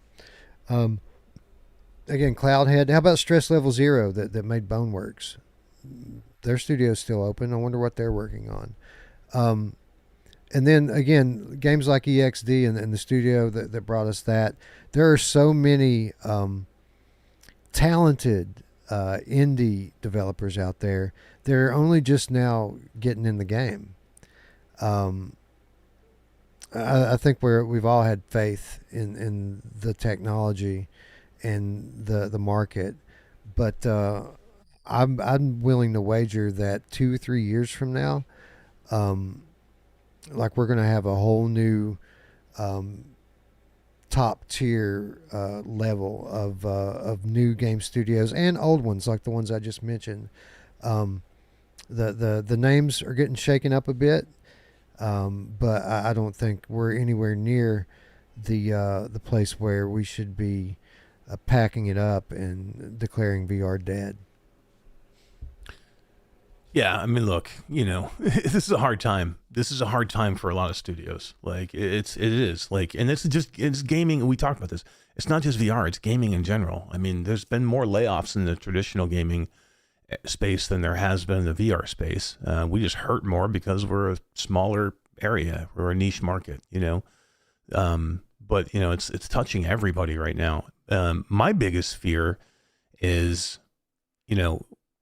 I want to make sure that there's studio, like everybody wants to say VR is dead. VR is not going to die. The technology is here to stay. Like my question is, where are all these talented people going to be when the time comes where it is going to be more mainstream and it's going to be lighter and it's going to be, smaller and it's going to be, easier to wear and it's going to be less expensive. Like those times are coming. We're going to the era where the technology will be to the point where there is no friction of putting a headset on. We won't even call it a headset anymore. We'll call it a visor, or we'll call it a pair of goggles or glasses. Right. Yeah, with AI, that's coming quicker than you think. Yeah. Ruuts, there's a lot of heavy... I mean, and guys, I'm sorry, I keep losing my my AirPods keep dying. So if I lose you, but yeah, I mean, for what I'm saying is like, look, my biggest fear is that we are going to lose a substantial portion of this talent. But that means we have to figure out how we take care of some of these studios. Like some of these studios have to adjust. They have to get small. They have to look for different avenues of revenue and how they stay in the market. Like, look at Fast Travel Games. Fast Travel Games said, you know what? This isn't working for us. We tried to be a publishing company and a development studio, and it didn't work. We tried to do it in a market that's not good. What we need to do is we need to course correct. We need to lay off probably about 40 people. We need to get really small again and just go back and develop a really, really good game. So they went out and got a great IP, and they're building the game from scratch. That's how they figured out how they were going to stay alive. Every other studio's got to figure out what their path is and how they get there. That's just the way it is right now. Because the biggest thing right now is, again, we are still going to be here. There's still going to be hardware coming. From many different companies, there's going to be hardware coming. I want to make sure that there's good talent here making good games for when the hardware comes and the people are back and we have more people back in the headset. Like we're in a downward, we've been in a downward spot right now, right? But there is always the course correction where it comes back up, and the hardware will come and it'll get smaller and it'll get lighter and the friction will be less and it'll be less expensive. We need talented people, creative people still here making games in the VR market. And that's where the loss is right now. For the ones who can't make it, for the ones who say, you know what, throw my hands up and I'm like, I'm done. I'm going to go make a flat game, or I'm going to go done and go this. I hope they come back again someday, but we're going to lose some good people in this spot.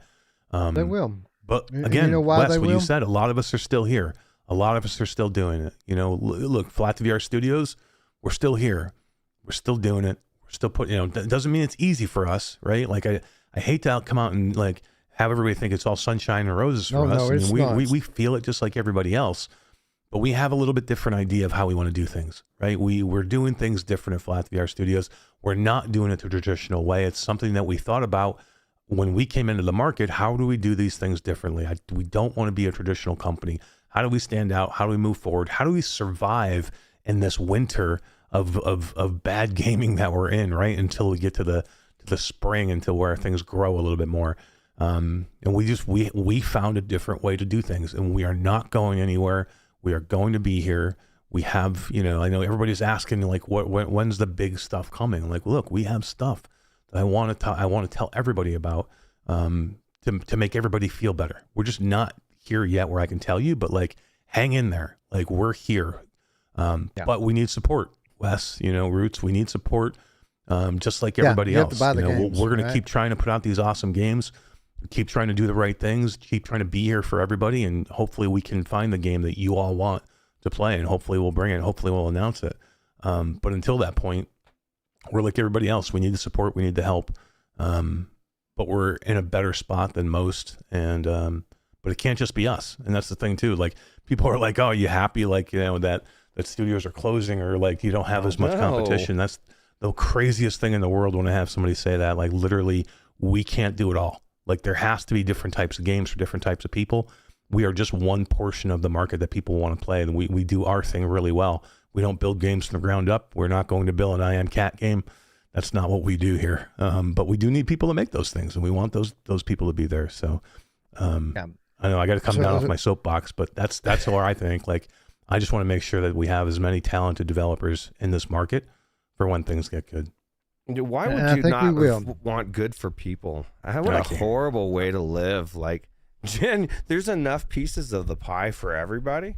Like, somebody else doing well is actually good. Like, I don't know. I don't understand that mentality. Yeah, I mean, of course, we're still open, and we're doing relatively well compared to a lot of these other studios, but we just got here. Like, we're just getting started. Kind of to go back what you were asking, Eric, where are these developers going to go? At the end of the day, they're trained game developers. They're going to go work in the flat industry. They're going to go work on mobile games. And will they come back when the market's better here? I think they will, absolutely, because I think that the only reason they were here in the first place is because they have a passion for VR and for immersive gaming. That's the reason why they've stuck it out this long. There's always been more money in flat gaming and mobile gaming. They came here because they were willing to forego some of that money to work on something that they truly believed in and are passionate about. So when they have the opportunity to do so, I think many of them will come back. There'll be new studios and such. But but they'll be back. And they'll With probably come regard back to- in a better way. Like sometimes you need to go through this to cut things out and have people come back. Like you said, I was even thinking about this with your studio.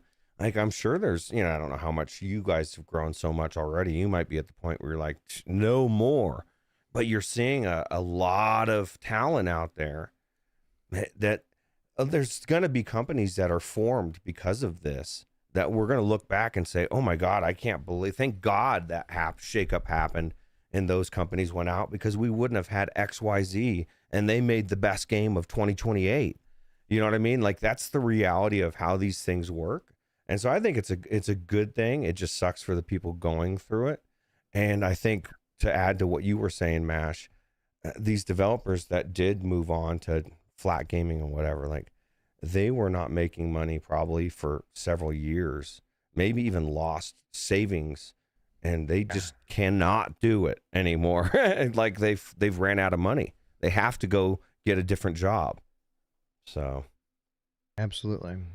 So that's all unfortunate. But with regard to where we're at right now, again, in many ways, it's bad, gloomy. It's certainly with the lack of money to go around, it's very difficult to sustain a studio in this environment.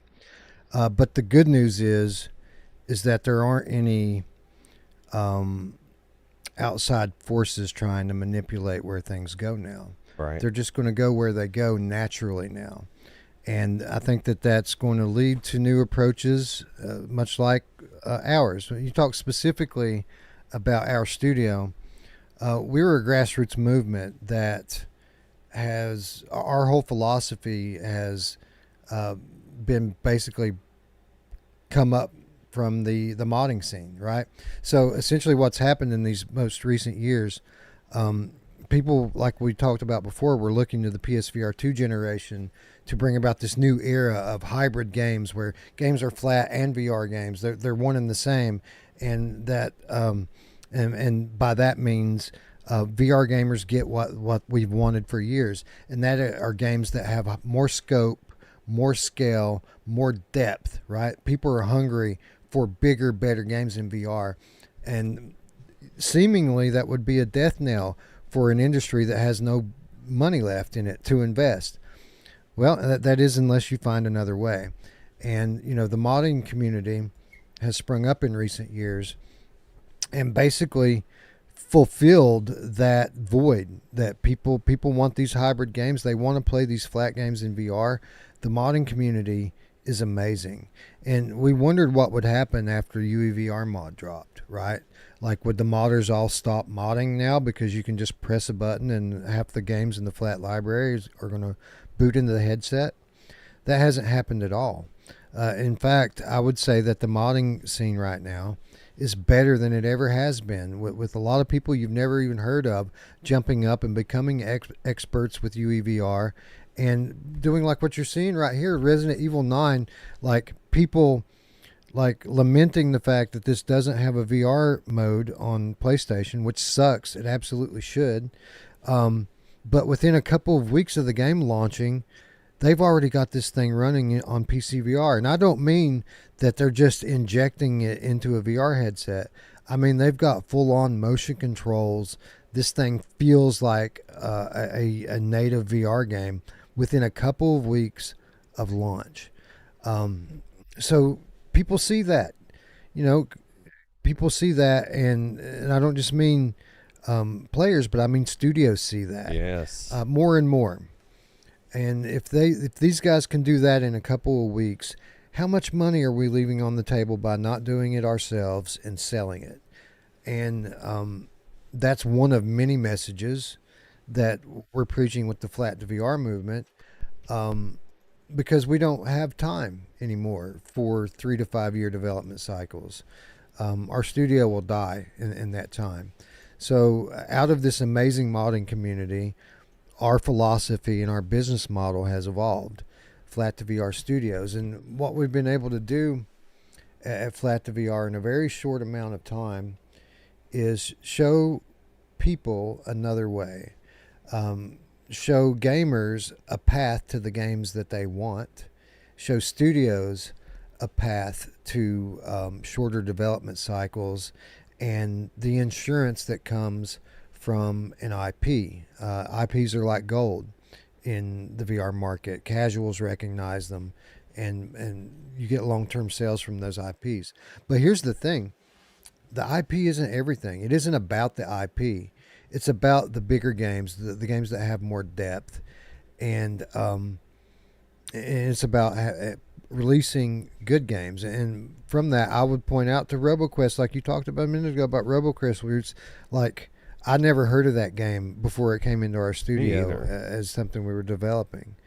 And you mentioned about,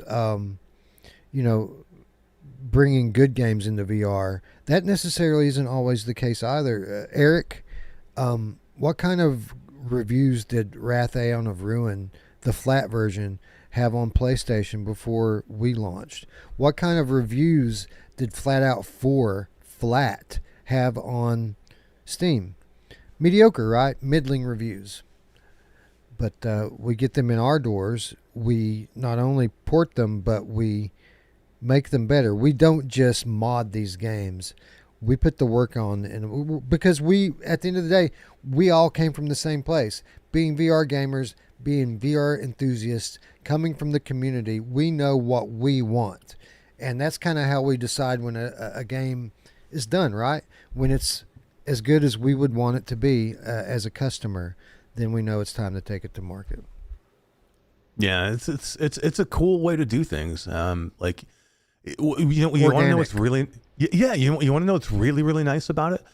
Think about a game like Wrath that came out 2 or 3 years ago. It had a lot of cool things about it, but there was a lot of bad things, right? Take a game like that where you could basically get a do-over, because that's what we are. We're a do-over. We're going to give that game another life. We saw that game and we saw okay, the Steam version's way better than the PlayStation version, but the Steam version still could use some help.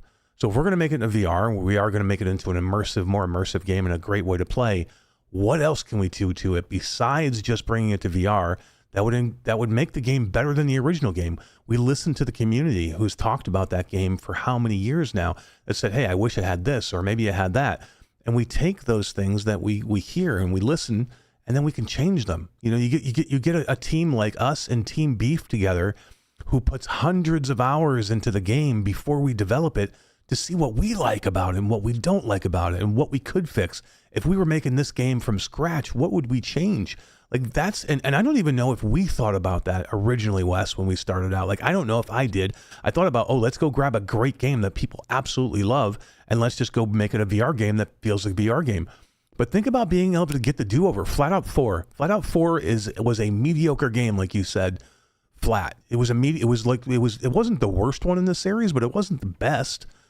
But what if we could take the things that made it that people didn't like about it, and what if we could fix them? What if we could give it wheel support? What if we could give you an in-cockpit camera? What if we could give you voice chat in multiplayer, which it wasn't there on Steam? So what if we could change some of the things? And look, RoboQuest was pretty much almost a perfect game. There wasn't a lot you had to change. That one was a little bit more of a different situation, but there was a lot of things that we wanted to change to make it feel like a good VR game. And those all take time and effort and playthroughs and super creative people. Forget about just the developers. How about the creative people that we have on our team that have to go, okay, that's a great feature flat, but why would we do that in VR? And if we don't do that in VR, what do we do to get the same outcome, but make it feel like VR? There's so many things, literally small things like the mini map. I would wish I could give you guys a glimpse behind the scenes of the whole mini map thing that took weeks for our creative team to go, what do we do with the mini map? If you pop a mini map up in somebody's face in VR, literally it would obscure your whole view. You'd never be able to move. And part of it is being able to continue to fight while you have the mini map up so you can see where you're going.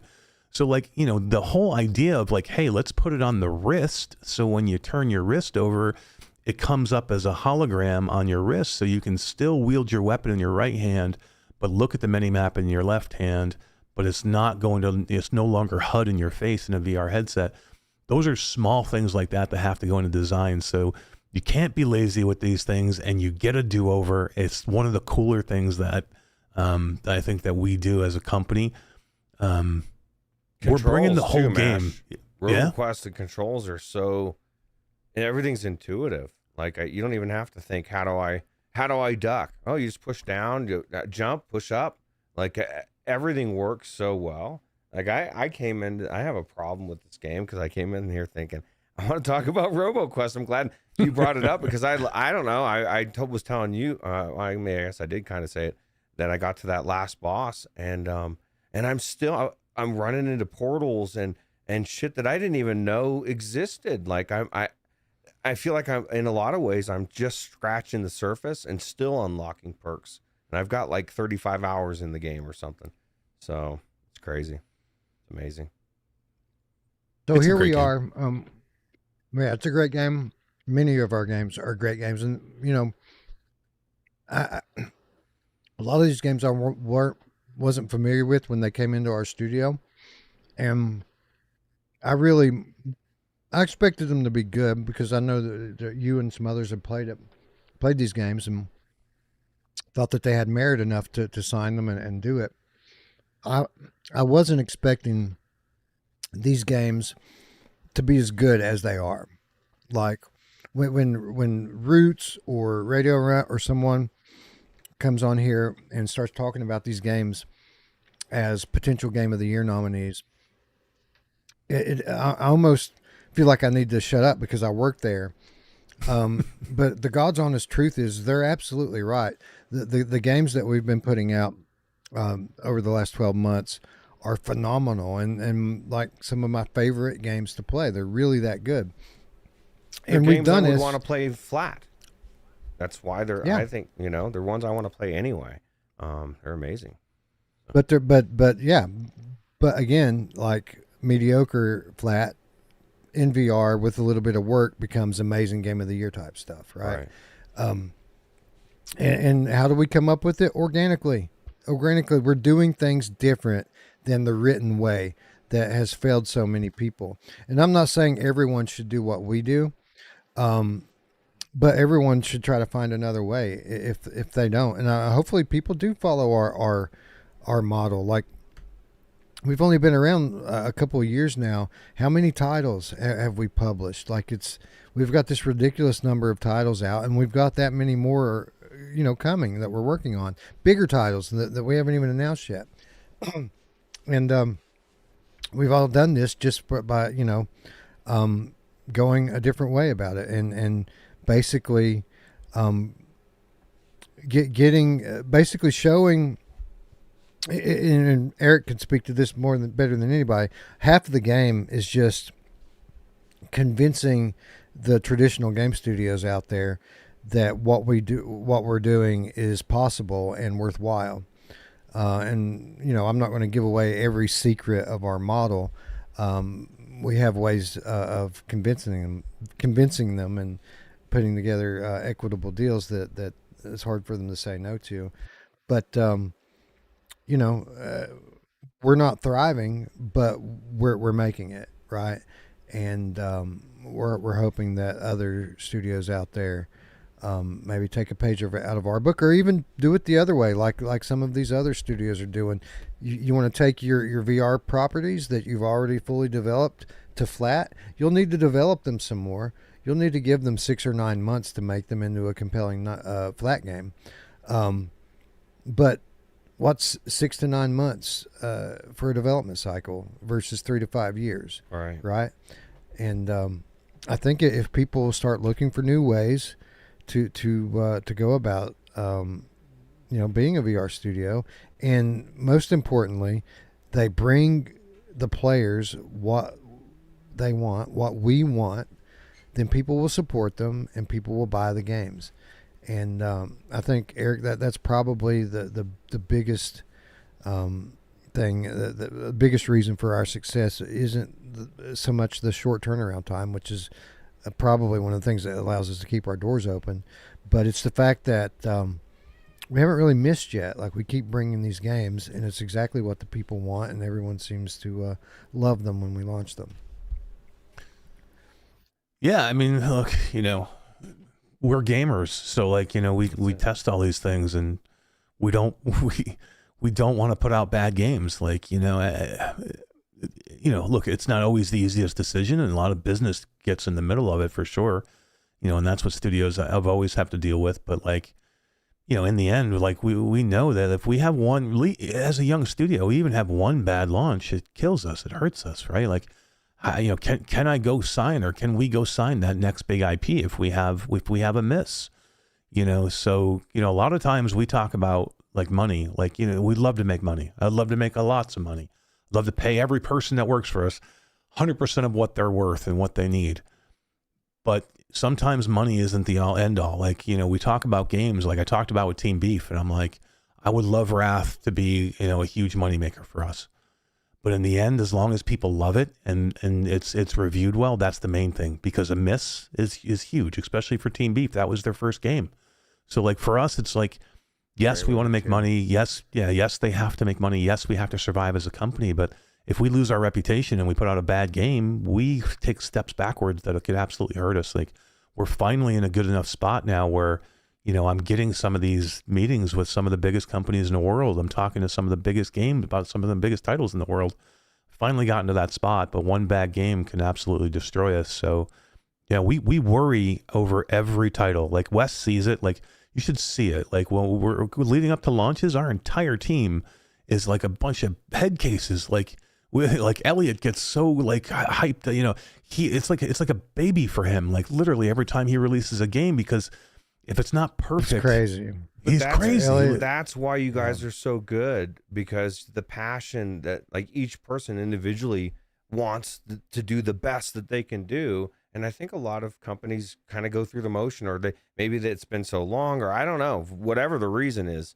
I agree with everything you're saying, and I think your catalog is starting, like you just said, that is speaking.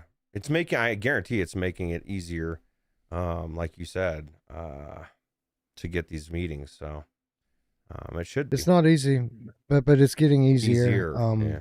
We still need money. We still need money. We need people to buy the games when they come out, and we appreciate it. Like a lot of people, just to support us, they'll buy games that maybe not their genre in the past. Like Trombone Champ was our first game. A lot of people just bought that just to support us out of blind faith. We hadn't done anything else for them yet other than announce what else we're working on. But a lot of people picked that game just to support, and obviously it allowed us to keep our doors open and get the next game out, and the next game after that, and the next game after that, and now we're publishing a lot. We've got other games that we're developing, others still that we haven't announced. We're developing a flat game publicly. Like, everyone knows we're doing a Postal 2 Redux later this year, hopefully, or early next year. We have a lot of pokers in the fire, and again, we wouldn't be able to do it if it weren't for the support that everyone gives us. And that would be just one of the last things I would say to developers out there, is that, gamers don't always just bitch and complain and bring their pitchforks out. If you do right by them, they'll champion you and your studio to the end of time. There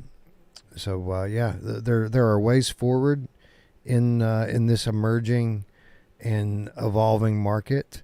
You got to find those ways, and you got to do right by the gamers, and you'll make it. Lastly, just to kind of wrap all of this up, I'd say, Ruuts, that it's a really good time to be a PC VR gamer specifically, because not only do you have all the awesome games, the scene's coming back with Flat to VR, and other studios that are kind of moving past the standalone model, getting back to console and PC. And then on top of that, you've got the modding scene, which is just insane right now with like all of these. I mean, Luke Ross hit the 007 game, got it out in VR within a week of it launching. Like, that's crazy. We already talked about RE9, but a lot of people are like, man, I can't afford it. You still need $1,000 PC. You still need a headset. Now, here's the good news. A lot of us already have the headsets, and you don't need a $2,000 PC anymore like you used to. Now, $1,000 one will do it. But if you don't have either of those, the hardware, however slowly, is evolving, and you're looking at it right here. Steam Box, which will play PC VR games. Steam Frame, which will play PC games, period. Not just VR games. It'll play flat games natively with no PC. And people are saying like all the yeah buts. Like, yeah, but will it be moddable? If I had to guess, I would say yes. Steam and Valve have always been champions of that philosophy that once people buy something, it's theirs, and then they can modify it and use it however they like, both on software and hardware sides. So, I mean, there's a lot of question around these devices. How capable will they be? How well will they be supported on launch?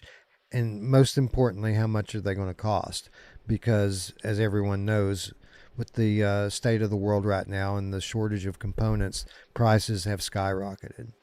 But I would just say this, that even if this one costs more than we can afford or more than we would like it to cost, and even if it isn't one-to-one like having a PC, this is just this year's first iteration of this concept. This is a very different piece of hardware, the Steam Frame, and it's made for a different audience. And if that audience, shows any interest in it whatsoever, there will be another generation 3, 4, 5 years down the line that'll be even better and do even more. So my outlook for the future here is pretty bright. Well, let me ask you this, or I guess I am more of a make a case. It sure seems like every bit of computer hardware is being hit for AI or whatever, and it's driving the costs of everything up. Almost like they don't want us to have our own PCs, which I've been saying for years, and they've even came out and said you'll have nothing and you'll love it, right? Right. So this box doesn't seem like much, but what people aren't taking into consideration is the cloud. And we've talked about this in the past. It is powerful enough with AI now and all these data centers. I bet you within the next year, people will be connecting that box to the cloud. And that's the future. And I even said this like 2 years ago. You'll have a box. They'll just give you a box and you'll connect to it and you'll have everything. That's how you'll connect to the internet. It'll be very curated, but like we're looking at it right here. This is the birth of it. So we're not that far off from everybody being able to connect with that whole system and have top of the line. I mean, then how easy is it to make mobile games from your perspective, right? It opens the doors for everybody. You can make them for a PC, but because everybody's going to be connecting those, if you want, your headset or your light visor. That's how you get the goggles. That's how you get the light. There's nothing in it because all you have to do is connect to the cloud, right? So, I mean, we're on the edge of it, and I would be shocked if we're not, by 2028, we're not seeing that technology rolling out in mass. But we'll see. We're at the precipice for sure. And Eric, it's kind of crazy how we've gotten so used to the pace of advancement with regard to hardware. People don't really take a moment to realize just how quickly it's evolving.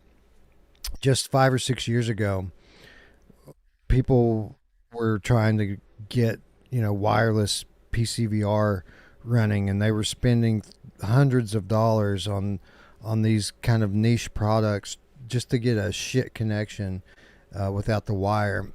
And then fast forward to today, Steam essentially announces a PC console and a VR headset for flat gamers, and just included in the box is seamless wireless connection through a dongle. Would have been unheard of a few years ago as a standalone product that people would pay hundreds of dollars for. In today's generation. It's just in the box for free, you know. It kind of goes back to where we started. You know, the hardware is going to continue to evolve, and that's going to continue to keep people interested in it. As long as we can continue to give them things worth playing, I think we're all going to be all right. Oh, your mic's not working, Eric. He's like, son of a bitch. Eric again. Eric gets it back up. We had a tip from Grandpa Barbecue or the Game Cat. Oh yeah. It says, is it true that FlatOut VR are making an original game, Spider-Man Noir?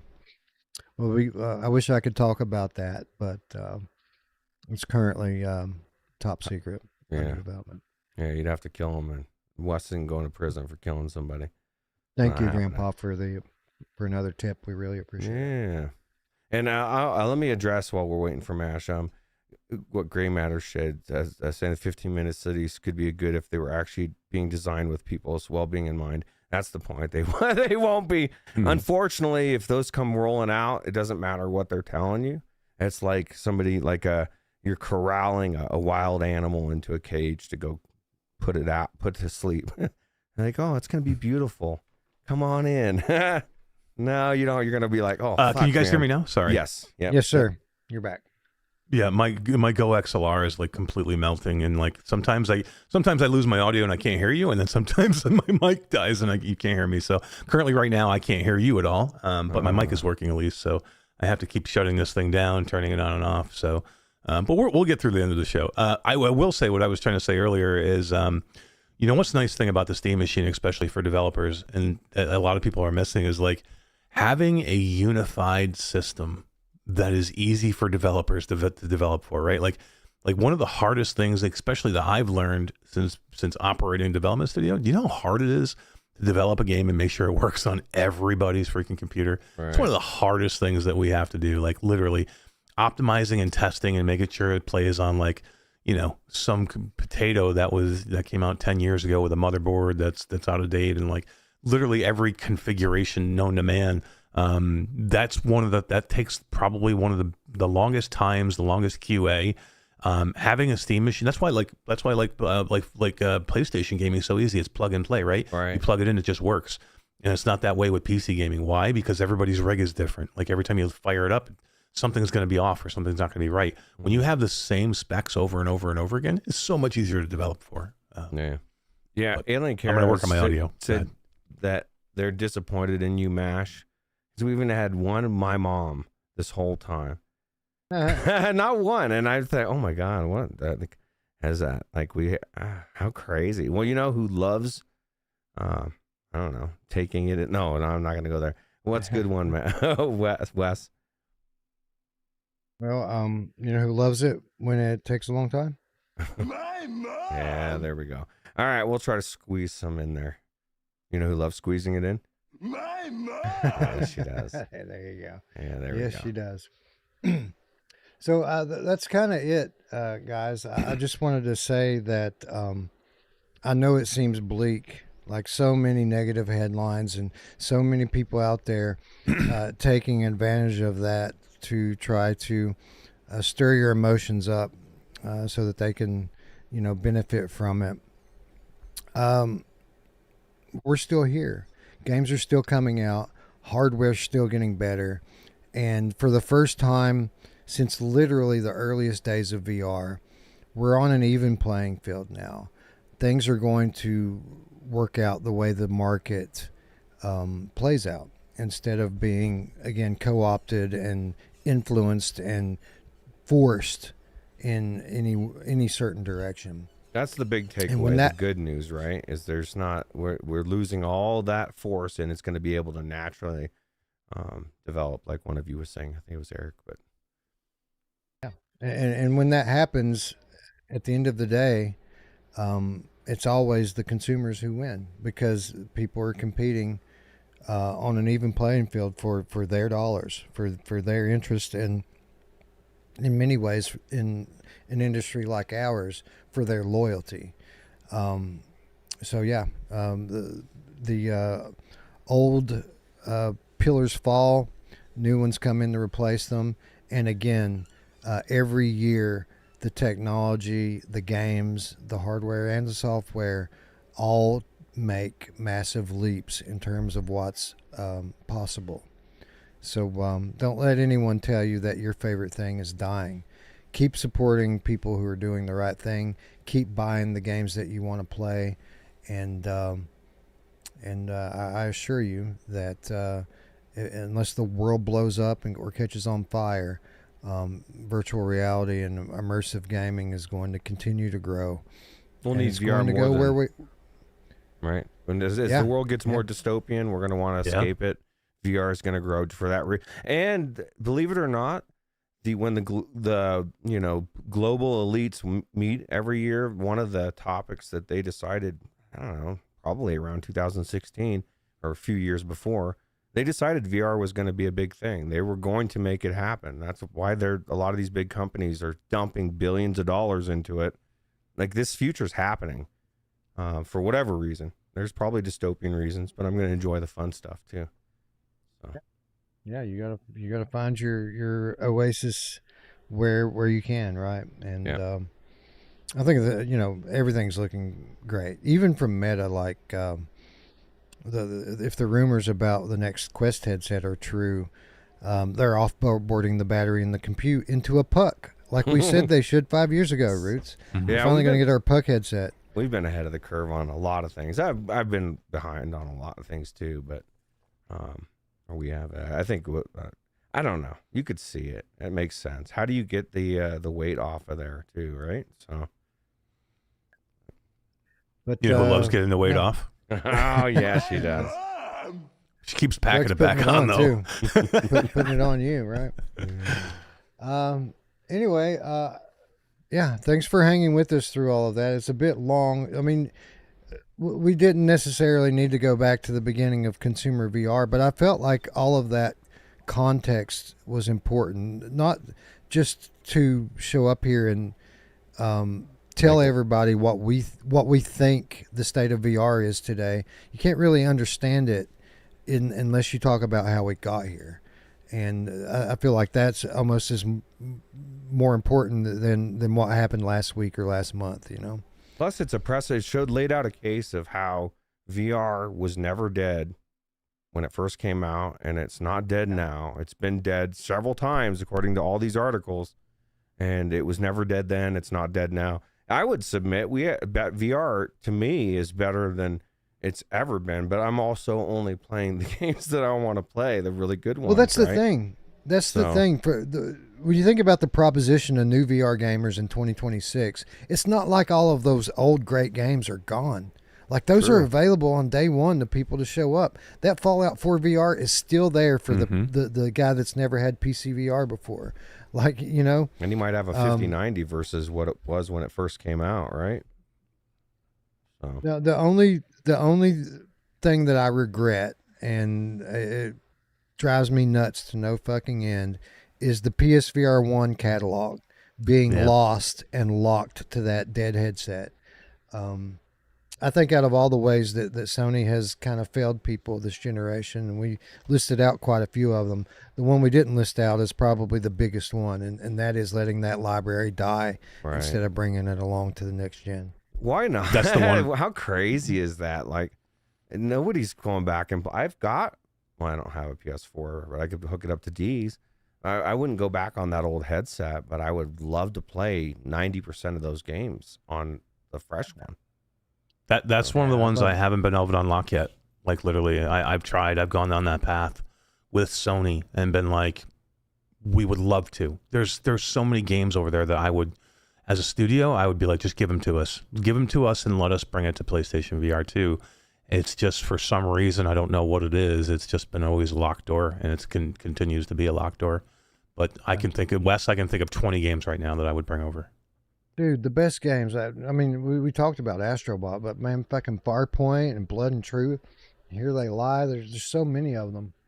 Yeah. Think about Golem. How ahead of its time it was, and how good that game could have been if it weren't held back by the hardware that it was developed for. Yeah. Just insane. Just even Astrobot today. You bring Astro, the original Astrobot today, bring it over and put it on the PlayStation VR 2. How many more headsets does that sell right now for them?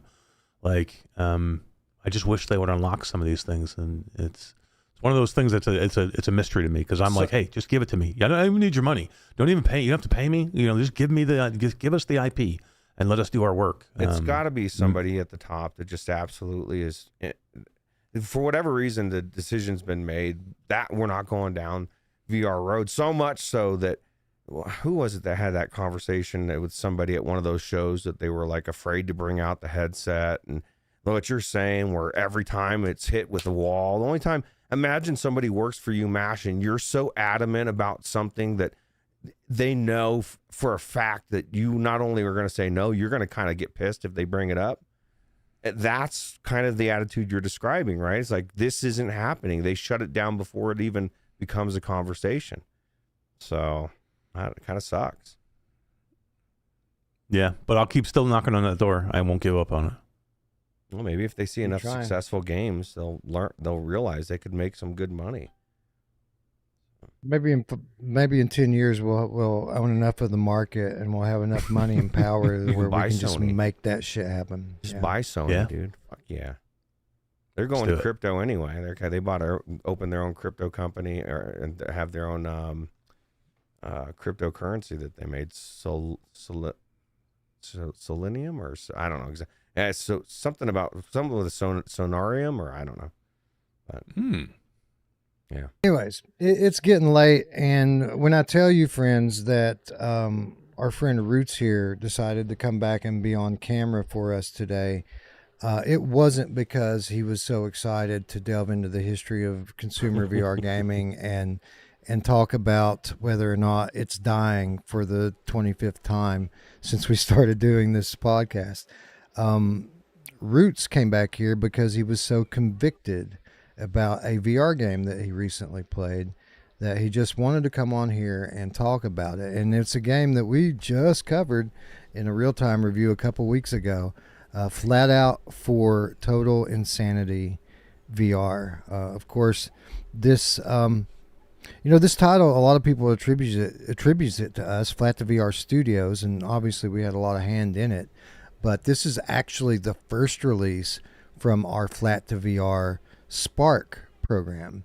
And essentially what that does is we basically match up atypical talent, like singular talent that is rare, with projects that they're well suited for. Projects that we might not have the time or the budget to actually develop. But we find a person who can work on it in their own time. Like, this isn't typically something that we expect to roll over in months. If it takes years, it takes years. But what we give them is the kind of support that they wouldn't get if they just tried to mod it. We give them the official source code.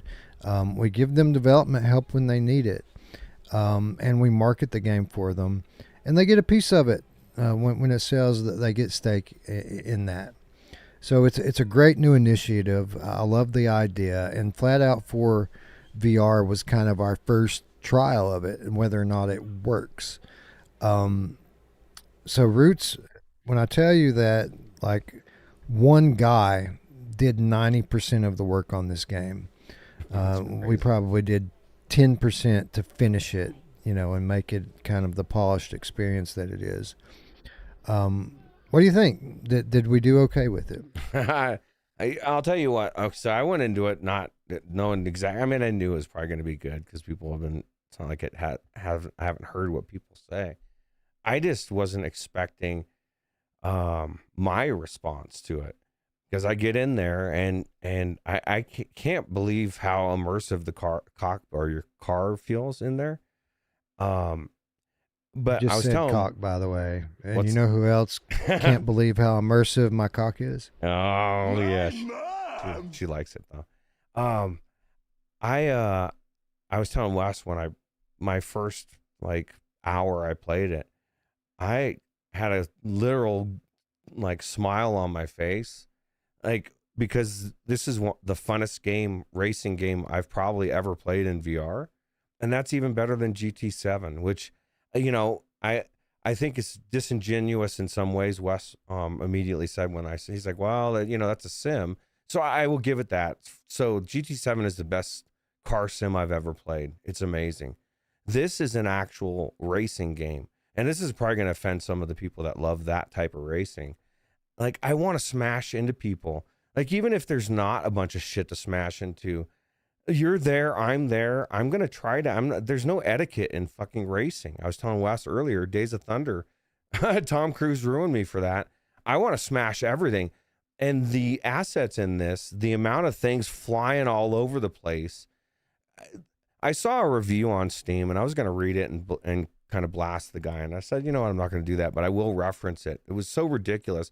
They gave it a negative review and they were saying, it might work in flat to have a bunch of stuff all over your thing, but this is VR. I couldn't see anything. Yeah, motherfucker, that's the point. Like, I'm getting in the snow and I'm behind another racer. There's shit in my face. I can't see stuff. I'm having to try to remember the course. I feel like, I don't know, like even watching this footage makes me want to go back into it. But I feel like it's confusing to me what you said about the flat version being mediocre. And I guess it's probably, if I had to guess, it's a multiplayer game, and the fact that you couldn't talk to other players is going to get a negative review. That's probably 50% of the negative reviews right there. There's a lot of differences. Like, this is didn't amazing. have wheel support, which was a huge thing, adding wheel support to this. Like, it didn't have it at all. Now we support over 200 different wheels and pedals combinations. There was the voice chat, of course. Cockpit view. Like, if I'm not mistaken, and Eric, correct me if I'm wrong, this was only third person, right? Before, didn't we add the first person view to this? Oh, his mic's down again. That's super Maybe weird. I'm wrong about that. I think that's what you were saying, and that's weird to me. That they would make that decision for whatever reason, because there's not that much to zoom it in and allow you to have a cockpit view. And to me, that's the best thing. And that was the thing too, as I was thinking when I was reading that guy's thing, I'm like, it's VR. Stick your head out the fucking window, bro. Like, if you really want to, you can't see and there's shit on your window. I've stuck my head out to see where I'm going. But usually it's so fast paced. You can move the camera with the triangle button, the top button on the right controller. You can move to third person. You can put your point of view on the hood of the car with a button press, which I know at fast pace, it's hard to think about and find the buttons. But, I mean, if you're going to complain and leave a negative review, you care that much about it. I didn't know, but here's the thing, Wes. The car, it's done so well. Like, okay, so you're not impeded when you're driving. You feel like you're not. The biggest thing that most games like this will make a mistake in VR is it gives you a claustrophobic feel when you're in there and you can't really see things very well. Like, not only could I see everything well when I'm not smashing into stuff, or I've got, snow or whatever it is, but that mirror is amazing because the boost is such a good thing to get, and the fact that it gets you get it by smashing into stuff. Like, that's a good way to take people out, or for the AI or other players to take you out, right? They just hit you from behind at an angle and they can spin you. It's some of the best racing I've ever played, flat or VR.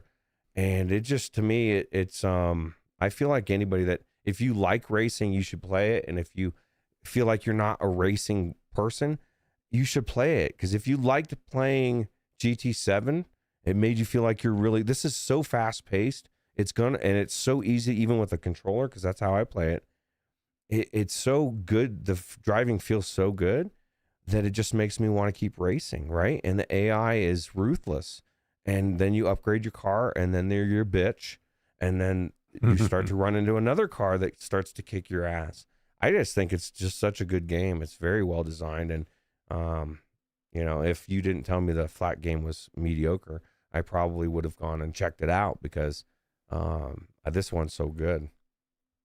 Yeah, I'm back, Yeah, Wes. and- What was your question too? I missed part of it. I was. Did this game have any kind of first person support? Flat.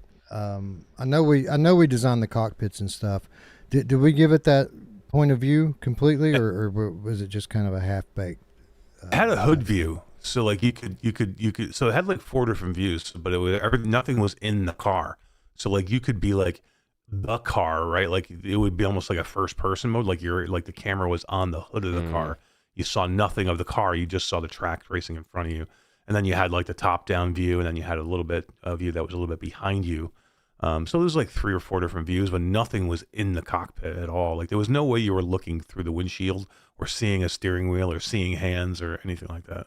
That's so immersive. Which is crazy this way. because that's the way to play. Like Right. that. When we started the real time review last week, Dee let it slip that she was playing in third person, and I was like, no, Oh no, my you got to God. get in the car, man.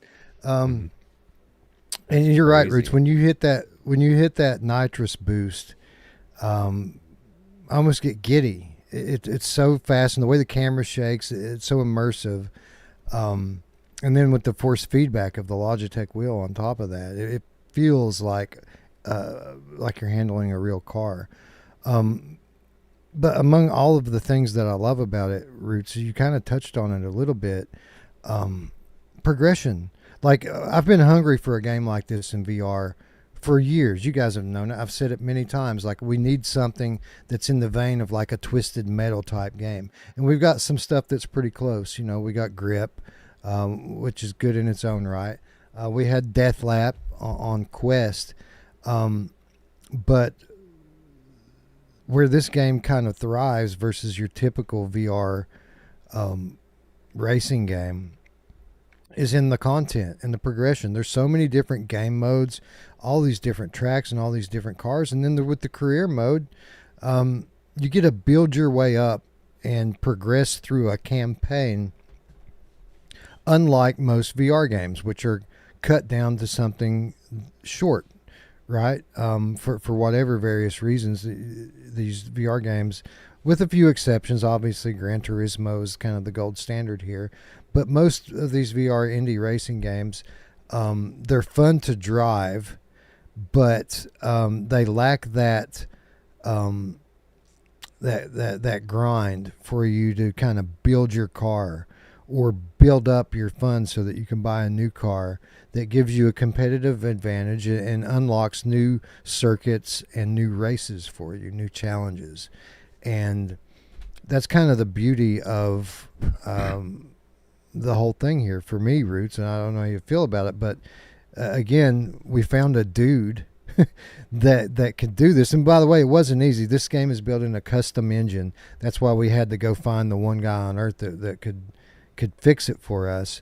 And I guess I'll go to you with this, Eric, because, you know, this is the first kind of validation of the Spark model, but it isn't exactly how we modeled it, is it? Like we had originally planned on Muhtar doing all the development here, but what he gave us was just so great, so close to greatness, to being just what it is now, that we had to put that little bit of extra work on it to give it those extra polish and features to really set it off. And I feel like the result is really something special here. Yeah, I mean, this, you know, look, everything we do is like a work in progress. Like we change stuff all the time. Like we're a new studio, We're figuring so it like, out. yeah, we're figuring it out as we go. Like this was our plan was to like do a whole bunch of these Spark titles, get a whole bunch of these modders, let them go have free reign and put out a game. But then we saw where we were with this game, and we're like, okay, as it sits right now, if we put it out as Muhtar put it out, which was freaking awesome, just him unlocking the engine itself, which is like, I don't know, guys, this was not built in Unreal. This was not built in Unity. This game was built in the Kiloton engine, which was the name of the original developer, which Kiloton. So they made their own engine, and like we had the code for it, but it was like a half-ass bastardized version of the code. It was like super hard. We were banging our head against the wall trying to figure it out. We didn't know what we were going to do with it. And then we decided to put it in the Spark program and grab Muhtar and see what he could do with it. And he made it, he unlocked the version of it. Just doing that is great. But where he got it to, we started looking at it and we're like, okay, if we release this game as it is, it's probably a 7, maybe a 7.5. But what if we came in and helped? What if Elliot came in? What if we gave them some? What if we gave them, some art help? What if we did an in cockpit view? What if we did motion control support? What if we did wheel support? All this stuff was unlocked in the last month and a half of development. Like, we had the base game. If you just took the PC game and didn't do any of the VR stuff that you would like to do with it, we had that unlocked. You could play it in VR, but it more felt like UE VR and not a full blown. Right. What we do. So we're like, okay, let's put it across the finish line. And I literally believe, and you saw this happen, Wes, we went from a game that we were nervous about releasing that was probably going to be a 6 to a 6.5, maybe a 7, 7.5, to people saying game of the year, right? So but that all happened within the last month and a half of our team going, literally, we want to make this better. And by our team, we mean mostly Elliot. And we talked about a little earlier about how Elliot's kind of crazy. To be the best in the world, or one of the best in the world at anything, you kind of have to be crazy and obsessed with it. And you know what, Eric? Even if our team wasn't fully on board of putting in that extra work, I don't think Elliot would have ever let this thing come to market the way it was. I think after he saw it and we talked about what the possibilities were with regard to what we could do for it in the last days, I don't think he would have ever let it out. He basically didn't sleep for that whole 6 weeks and just worked on this thing nonstop. Doing a build, sending it out to Alex for QA testing, doing another build, sending it to the lab for wider testing. By the way, guys, if you want to kind of see the future for Flat to VR Studios and Impact Inc., all you have to do is join the Impact Labs playtesting, and you get to play this stuff months ahead of anyone else. But yeah, you're absolutely right. It's I couldn't believe it. Like literally, we've got to, I guess, mention the context of the project as well. With FlatOut being one of the initial games that we announced, or one of the official IPs that we announced when we first announced the studio, and being the one that the most people were hyped for.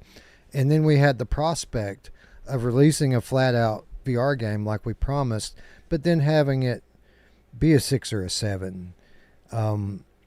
It just it felt like a misstep if we were to go that direction with it, when so many people were excited for it. And even though we could say for a year that this isn't a Flat to VR Studios project, it's a Flat to VR Spark project, it's still got our name on it. It's still our game, and we're going to be held accountable for anything that Spark puts out.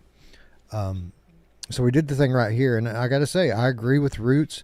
I agree with Radio Run. I don't think it means quite as much coming from me because, again, I work for the studio. But this absolutely is one of, if not the best new VR game I've played this year, and it all came from a mediocre racing game that has languished for years in the Steam catalog. What's crazy is the only way I've played this game, is the career mode. Because as soon as I see a career mode in something like this, I was thinking of like Outrun or something like that, where you're racing through the city. That would be badass. But anyway, so like the career mode is amazing. And today I went in, I saw something at the bottom. So I've gotten to like the Invitational Derby and the one after that, right? And I beat both of those, and then I noticed the arenas, and I was like, "What's arena?" So I went in there, and it's just like fucking smash it up. Everybody's smashing into everybody, trying to basically like Wreckfest, and it made me think of like a lot of the similarities of Wreckfest in this game, because there is no like nitro or whatever, and then that being tied to smashing into things and people is perfect, because you want to smash into people and through things, right? Because you're getting your nitro. It just changes the dynamic.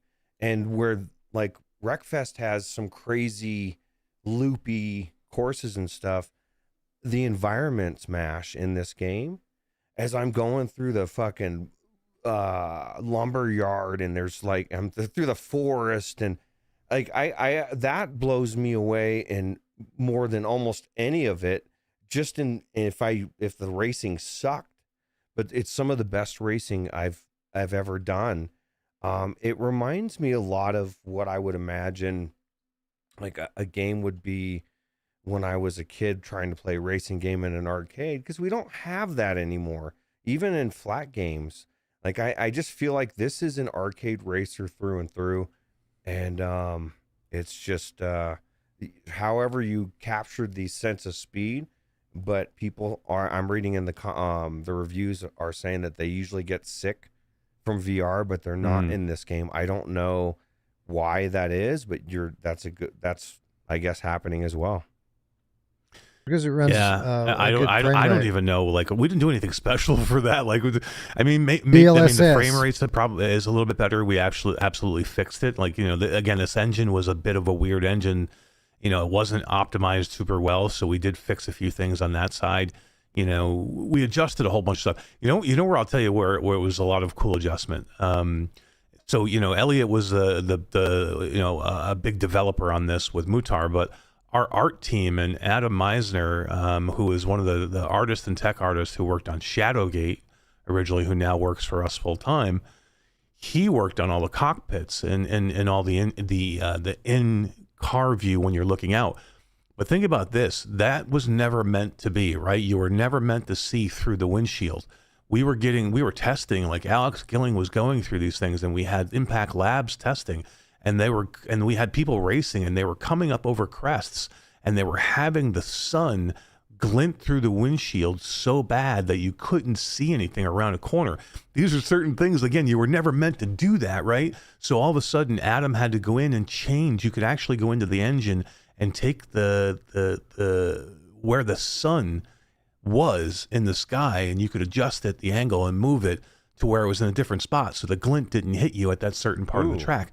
Now do that for every car, every windscreen, for every track, for different times of the day, because there are different nighttime cycles, not nighttime, but like different daytime cycles, and then some rainy maps where you don't have as much sun. But go in and change all those things. Like there's so many things that have to happen, and when you look at those things, so it's amazing what had to go into this. Like I said, especially in the last 2 months, but just some of those small things that you don't think about. Yeah, and with regard to the sickness, I'd say a lot of it has to do with the fact that, well, a couple things. One are those cockpits. You give people something in the foreground to focus, and it anchors them in the game, Right. And the motion doesn't affect it quite as much. The other thing is the performance, and we did do some optimization in the final days to make it run better. And significantly, one of the things that Elliot added in was DLSS support. And it does add a lot to this in terms of quality and performance. So that had a lot to do with it. The other thing I wanted to mention is you're absolutely right, Ruuts. It's one of the first things that I said to my family when I got out of this thing, after bringing my wheel and pedal setup over here and playing it, with all of the features working as you would expect for any like AAA game. Like it's literally that well tuned. As an early access title here on Steam VR. After I got out of it, I've just told them all the same thing. Like, that felt like something that I should have had to travel to and pay $50 to experience. But it's right here in my room anytime I want to play Anytime you want, as many races. I've been playing so much that this and RoboQuest that and it's summertime, and I'm like, it starts to get hot, and I'm like, I got to stop for... turn my AC on, because my breaker's in this fucking room, actually in this whole house. And Dee will tell you the same thing about downstairs. I have to like put my computer either in sleep mode or turn it off to run the AC, or risk having a power. I gotta run down and flip the breaker. So Right. Exciting. Anyway, it's amazing, and it's a ton of content. Ruuts, there's stuff you haven't even discovered yet, I'm sure. Have you checked out the stunt mode yet? No, so I'm just going. I started on career mode. I haven't done any quick play or anything. So I'm going with I'm unlocking everything, and I'm fucking beating everything gold, and I'm working my way through. I'm getting it. It's not easy. It's right? not. It's not, especially when you have like there was a point where I got to where I was racing a circuit and I was coming against these trucks, pickup trucks. And I'm like, man, I could beat them, but I had to fucking race my ass off. And like, you know what I mean? And, but then I'm like, well, I got to buy that truck. Oh shit, it's 14K. Well, I guess I'm going to start saving up because I just souped up got every upgrade on my first car. And so then once I got the truck and I souped it up, then I'm like smoking all those cars in that circuit because I'm now the fastest car. And I once you can get ahead of everybody and because that's the thing, there's so much carnage, people smashing into you, you're smashing into people. The special effects of all of the debris and like I said, the weather sequences. And let me tell you this, Mash, you know how many games I've played, racing games, flat or VR, and there's like ice and snow, and you're like, it's just a skin, dude. No, not in this game. You go into that one race where there's that the ponds in the middle, the ice and all frozen. Shit. If you hit the ice, you start to. That's one of the things that I really was thinking about today. The physics in this game, it matters how you hit the ice. It matters how you hit a bump. Like if you're not paying attention, just like real driving, you're going to flip your car. You're going to spin out on that ice. If you come at it from the right angle and you're going straight, you can go across that ice. No problem. You might fishtail a little bit, but and one of the things that blows me away is there's so many ways to go, so many branching paths, and they all converge back in ways that you're going to end up smashing into other cars. They're going to hit you. It's just designed very well. That's why I was shocked that the flat version wasn't received very well, because the racing is some of the funnest, best racing I've ever done, flat or VR. And so it just shocks me. But I guess if it has those glaring things that you fixed, it's exactly what you were saying, Eric. You take it that 6.5, 7, and you polish it up to 9.5, 10. I would say this to me is, I might be biased, but I've never held back on anything, on any game, on what I'm saying. So maybe I'm not biased. To me, this is a 10. At least in my experience, it's one of the few games that I really enjoy and want to keep going back into. And I can't say that about almost any other game, even flat games these days. And I would say, and that was another thing I've been thinking about is, I know, Eric, you're you found RoboQuest because you played it and you thought this could be cool in VR. I'm sure there's so many people out there around you that are making this work, but it starts with a vision. It starts with one person playing a flat game and saying, you know what, this would fucking be amazing, and then pursuing it. So I give kudos to you for developing everybody, bringing all these people in around you, and then plugging away like you guys do. This is, I think it's the best VR that's out there. So convincing the developers to let us do it. That's the most important thing, because you can have all the know-how in the world and be capable of great things, but if their OG developers and publishers don't believe in you, then you got nothing. 100%. Thanks for saying that, Ruuts. That means a lot. I'm proud of you guys, dude. I don't want anything to do with the industry in that respect. You guys always have, and you're fucking doing it. Alex is a part of it. I just think this is, to me, it makes me, I don't know, you can't see me because I'm standing up on camera, but it makes me smile. Like I said, I love good things happening to people that I love, or even if I hate. Think about this for a minute. Think about this for a minute.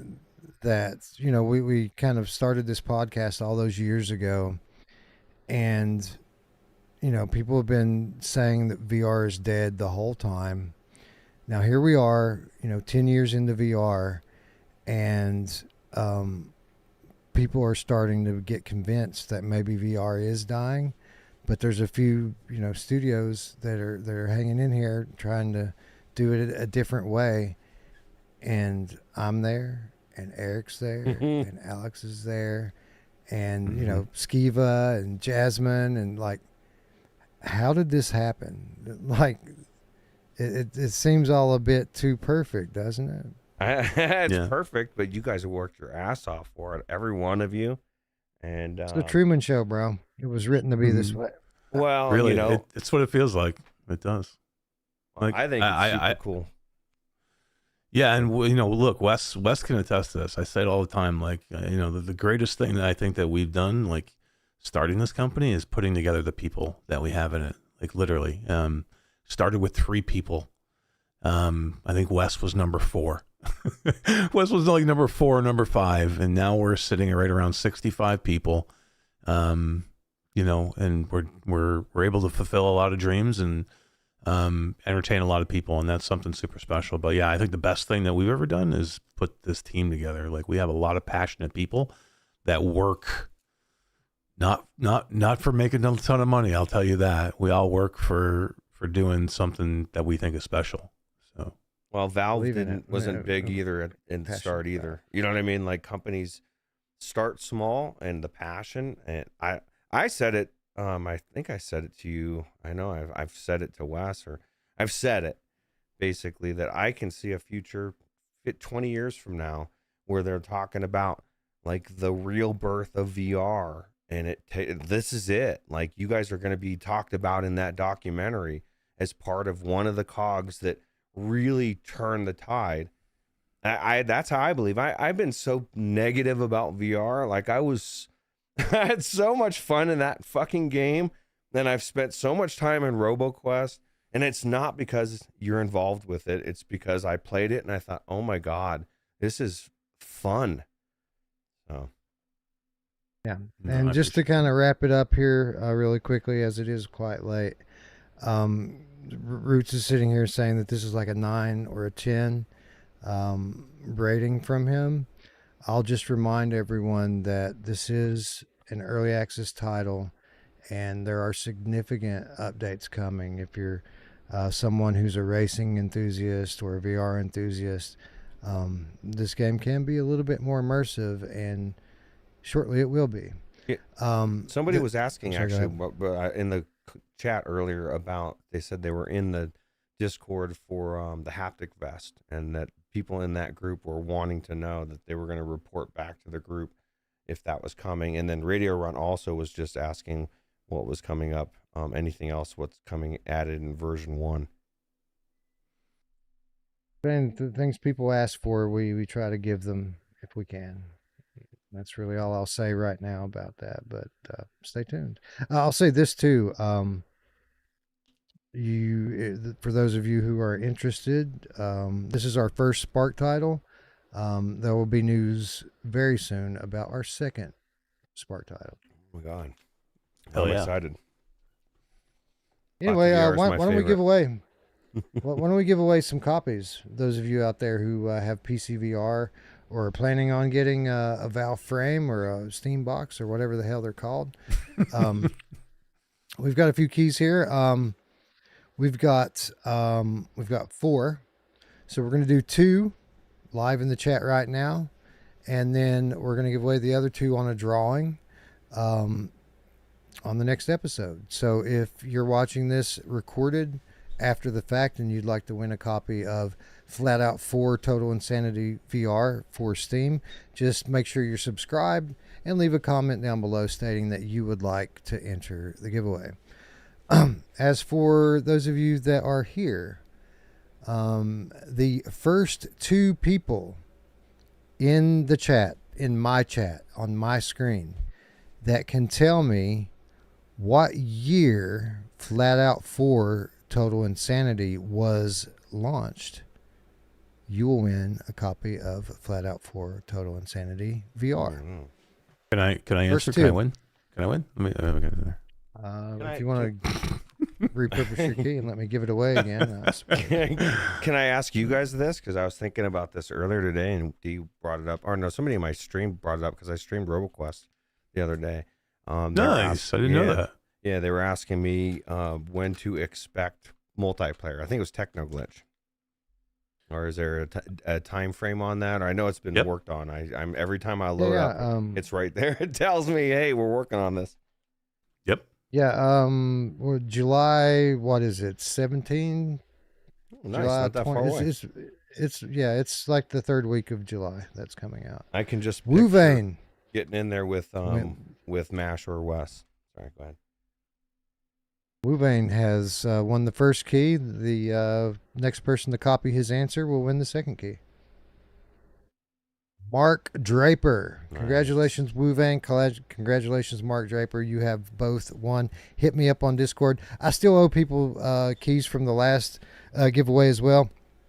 I'm going to be giving everyone their keys tomorrow from this giveaway, from last giveaway, from the ones we're about to draw here in just a moment. Everyone gets their keys tomorrow. So be sure to hit me up on Discord tonight. So that I can hit your key in the morning, Mark and Wuvane. Again, congratulations. And for those of you who didn't win, it's okay. Just wait till we stop talking here momentarily. Leave a comment saying that you'd like to enter the giveaway, and we'll draw 2 more winners on the next episode. All right. That's almost it. We have to give away one more game, and what it is Crossfire Sierra Squad on Steam. We had 3 people who wanted to enter for it. Literally, Ruuts, it's just me going through our backlog of keys, and I said, we've got all these keys from all these previous years of award shows that are just sitting around. We should just give them away. Those are games people could be playing, having a good time with. There's no need to sit on these keys anymore. So yeah, we're going to start giving them away. And this week it's Crossfire Sierra Squad. We are going to go to the random.org random number generator, and all 3 comments have been assigned a number, and whatever number pops out of the random number generator will be the winner. So 1 to 3, and we hit generate. The winner is 3, and number 3 corresponds with Matt Ancuda. Congratulations, Matt Ancuda. You have won a Steam key for Crossfire Sierra Squad. Again, please claim, or please tag me on Discord to claim your prize. And I'm going to be going through and dropping all these keys in there tomorrow. So, congrats. Yeah, people don't talk about it enough anymore. Like they've forgotten about how awesome it was. It fell in that period, that magical year for PlayStation VR that we talked about earlier. One of many amazing titles that dropped during that period. One other thing I wanted to shout out really quickly here before we shove off. I'm still using the old Patreon scroll. I have not updated it yet, but we do have I know at least one new Patreon in the last week, maybe more, and I just wanted to shout them out manually here, even since I don't have that scroll updated. Second to get through the cancellation notification. Some people gave up on us, Ruuts, and I can't blame them. We went away for I'm surprised anybody time. stuck around for the Patreon. There's people in the Discord thinking, I mean, I read everything. I just don't respond to everything. I try to respond to some things. I'm sure Wes sees everything too. It's just like 1, 2, 3, 4, 5. We had 5 cancel, which all in all, that's pretty good considering that we were away for a half a year. Like, I would have canceled if I were them as well. And we appreciate the support that they gave us previously. Economy's gone to shit, so yeah, it's almost like. By the way, we've been uploading gameplay videos over the past week for Patreon, and we're going to continue to do so. We put up the Teenage Mutant Ninja Turtles co-op with Brian Paul and D and Looper. That one went up last week. And I forget what the other one was. I think it was EXD, the game we talked about earlier in today's episode. Put my EXD playthrough on there, if I'm not mistaken. Or maybe it was the amusement. I think maybe I put up the amusement. Anyway, let's see here. Here we go. Silver Nexus became a member of the Sugar Daddy tier. And for those of you who don't know, the Sugar Daddy tier, I think, is the $20 a month. Oh wow! Yeah, it's Oh yeah, it's one of the big ones. So thank you so much for your support, and I'm just happy that you guys are coming back to watch the episodes, man. So yeah, any more than that is above and beyond. So thank you, Silver Nexus, for joining. And I think that was it. We had a lot of comments on the episode. So yeah, it was the Ninja Turtles game. We put up a gameplay, and the amusement. We put up a gameplay. The EXD gameplay will be the next one that goes up this week. Anyway, guys, it took a while. But That took a while. Well, we've I been think gone that's for it. a long. We'll be back probably next week with Looper and D. Whether it's next week or the week after, we're going to talk about playing Sleep Awake with UEVR, which is going to be a fun talk. Again, from the creators of Here They Lie, this is their follow-up, and we've been playing it in VR, so that should be good. I think we're going to talk about The Boys, Trigger Warning. The Nice. game, I think, comes out tomorrow, the next day, modeled after the Amazon Prime original series. And I think we even had a third title, maybe Thief. I think we may be talking about Thief VR, but that is subject to change, obviously. But yeah, that'll be the next episode, Strangers in the Night, possibly next week, possibly the week after. You know how it goes around here. We do episodes as we can. Anyway, I want to thank everyone who showed up to this one. It was a long one. A lot of people showed up in here. A lot of people hung out. I mean, I don't know if you guys noticed, but like the State of VR talk, our people in the chat, the number grew the entire time. Like it kept getting higher and higher, and people kept joining, literally Nice. to the end of the talk. So thank you for everyone for showing up. And Eric Ruuts, thank you for coming back here and doing another one of these episodes with me. Like, I don't know how many of them you guys are going to be able to come back and do, but it's always a treat, especially you, Ruuts, when you come back and you talk about VR and you're excited about it. It gets other people excited. So I appreciate your time, and I hope we get into another one of these pretty soon.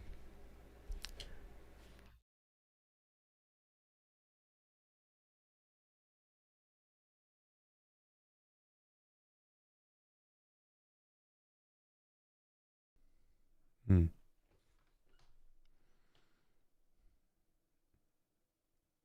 I love it. I was happy to be back, even though I had to start my restart my Echo XLR. I think every 30 seconds, basically. Otherwise, you can't either hear me or I can't hear you every 30 seconds. So it's been a treat doing it. But next time we'll come back, I'll have fixed audio. I promise. Yeah. Yeah. Oh, by the way, Eric, you want to plug the new? I guess it's new for our viewers. Your new podcast. Q2C has evolved. It is linked in the description down below. Reality Bytes. Want to say anything on that? Yeah, I think we'll be back. Well, I mean, Todd and Skiba do a lot now, Reality Bites, without me, which is amazing because that's less work I have to do, which is Not awesome. just But VR they call anymore either, right? Yeah, no, It's they like a call it tech- Nerd Talk. Yeah, they call it Nerd Talk now. Like, I don't know. Like, come on, I'll yell a little bit and do a little of my thing, and we'll laugh a little bit and talk about all kinds of stuff. They talk about nerd stuff. I talk about everything, life. We come in and talk about B-days. Yeah. And then one of your initial topics, you were talking about B-days. Oh yeah, absolutely. We talk about anything. Literally, I'll come on for the first 45 minutes and talk about whatever happens to be on the top of my mind at that moment. That's why I kind of like, you don't always have to talk about VR. 365. Let's talk about whatever's going on in life. We talked about Drambuie for about 2 episodes, I think. Skiba drinking Drambuie. Like, I don't care. Yeah, I've thought a number of times because I'm interested in so many different topics and things. It isn't just VR. There are other things I'm passionate about too and keep up with. And I've thought many times, not really about podcasting so much, but maybe doing like pre-recorded content about just for a variety of things, just whatever's on my mind, UFC fights, whatever. And maybe that's something I'll do one day if it's something people are interested in. But for now, I'm happy to be back here talking about VR games with you guys and video games in general, the video game industry. So again, thanks for stopping by and doing this with me. Hell yeah, it was awesome. Anyways, with that said, I'd like to thank you all once again for watching. For Eric and Ruuts, I'm Wes. We'll see you next time. Bye.